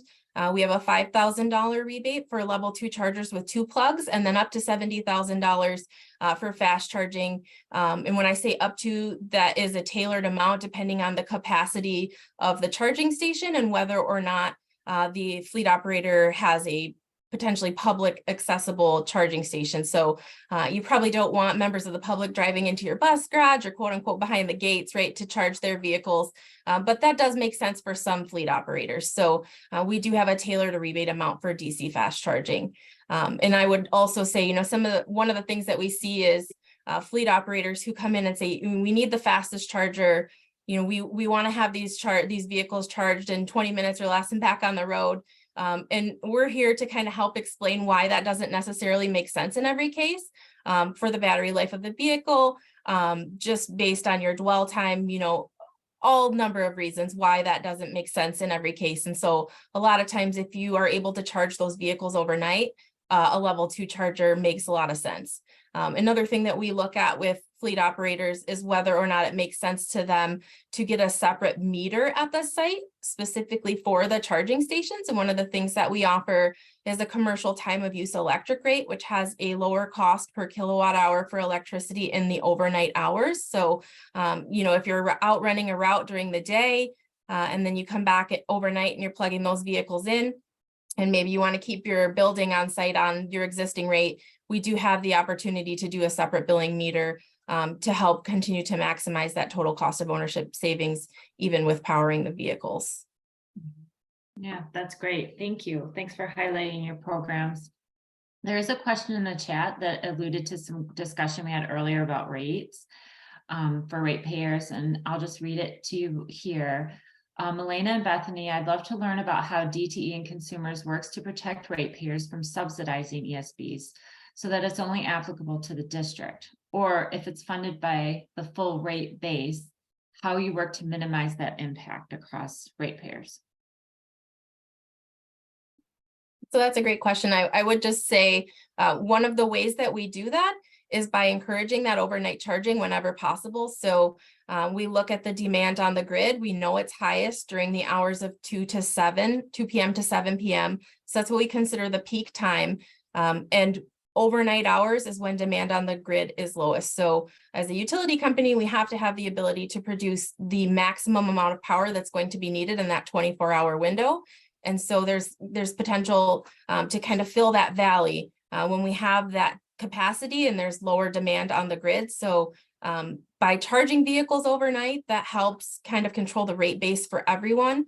It allows us to kind of get rid of that energy waste, right, where we have the capacity and it's not being used. And so that's one way that we believe, electric vehicles, it's a flexible load. It's not like air conditioners, you have to have them running to get the benefit, right? You can charge your vehicles overnight though, and that's where the best benefits are available for all ratepayers, not just fleet operators.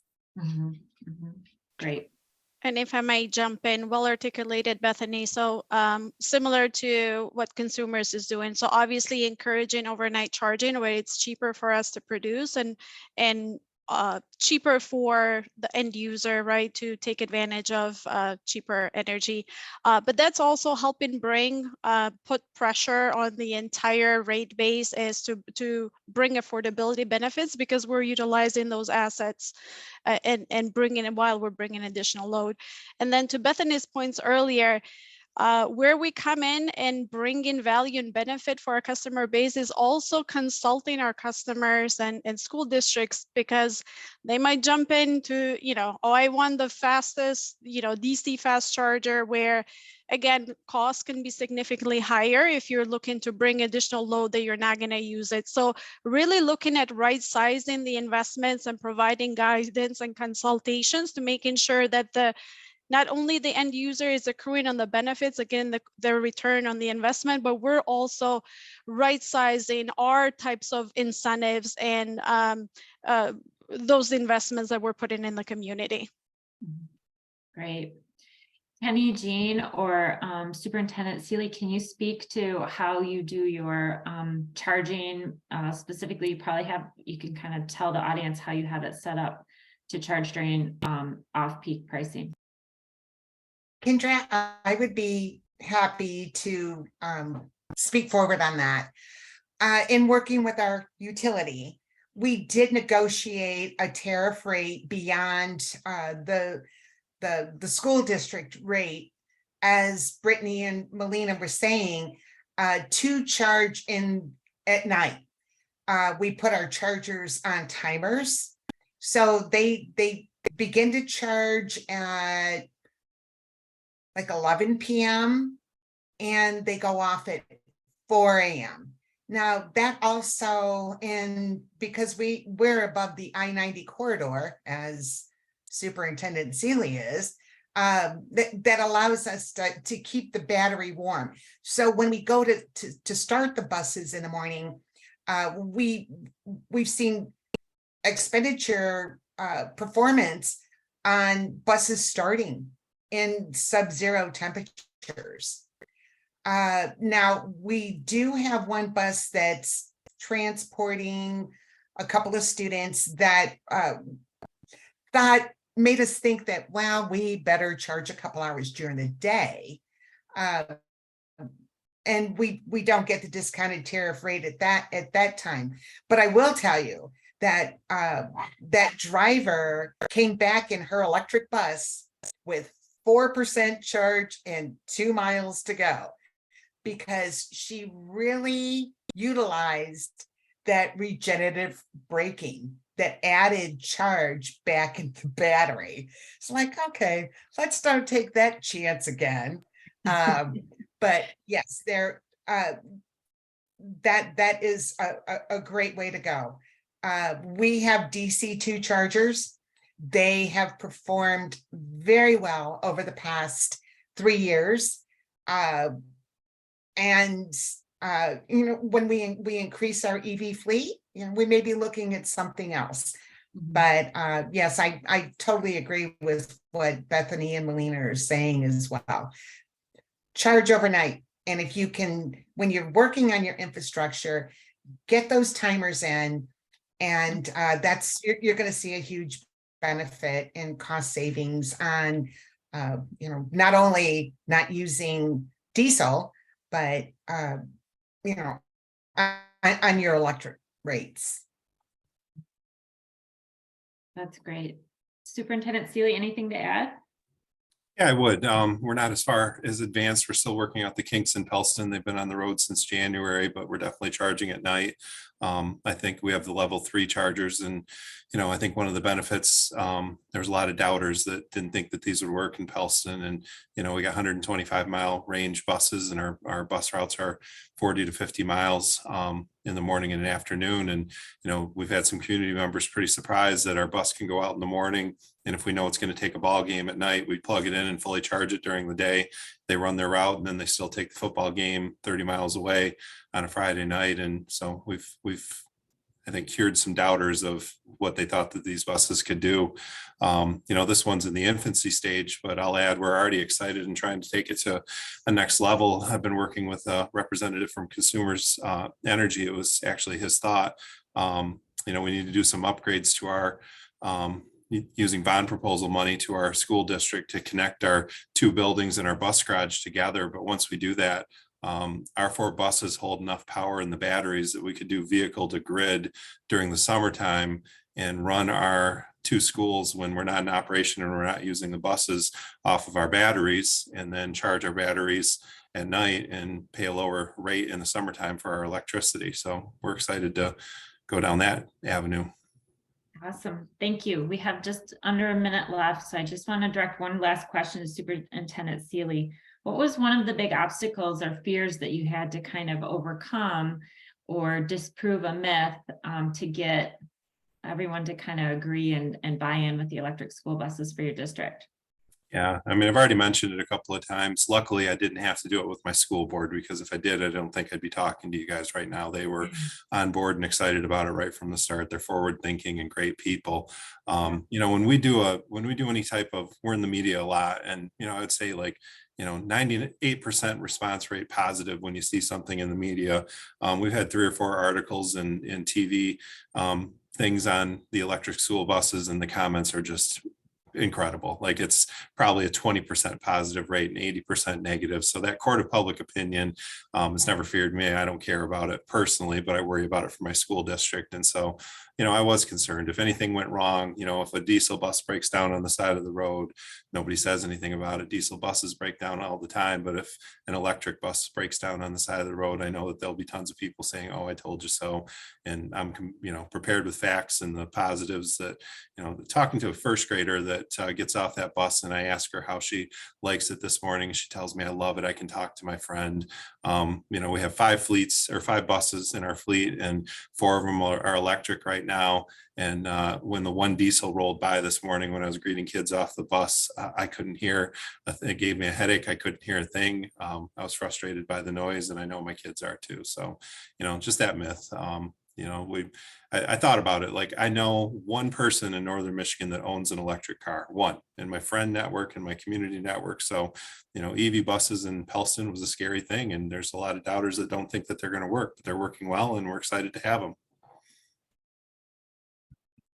May I have one last Superintendent, comment, please? sure, go ahead. I just want to say I put in the chat for everyone to see the video. Superintendent you. Cecilia, you're definitely a celebrity. We thank you for all your awesome work in that story there. It was great. Thank you. I just want to close in saying that, yes, it is uncharted territory, but don't forget, Henry Ford's wife's first vehicle was electric 100 years ago. And that districts who are embarking on this journey with us, don't be afraid. There are districts, people here that have taken some of the hard knocks and learn from the experiences.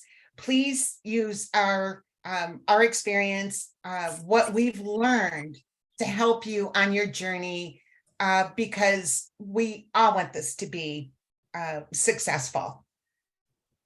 So please feel free to reach out, and thank you for having me. It's been a joy. Yeah, thank you, everyone. This has been a real joy. I really appreciate all your time and your information. So thanks. I'll hand it back to Aaron. Thanks so much, Kendra, and everybody. What a fantastic panel. Really appreciate your experiences and the programs you're sharing. It does seem like you're removing as many barriers as possible to make this this adoption of electric school buses as easy as possible. So now we're gonna move to our breakout session. So there's a link that's shared in the chat. This is our chance to actually hear from you. I know there's been a lot of activity in the chat, a lot of great ideas. We got great questions. This is how we can kind of really dig in and make sure we hear from everybody about ideas and opportunities that you guys are identifying, and how we can all work together collaboratively to move Michigan forward. So go ahead and click through to, if you haven't registered yet, You do need to leave this Zoom and go to another Zoom so we can hear from everybody. Sorry to interrupt. I just wanted That's to fine. make a suggestion because we're a smaller group.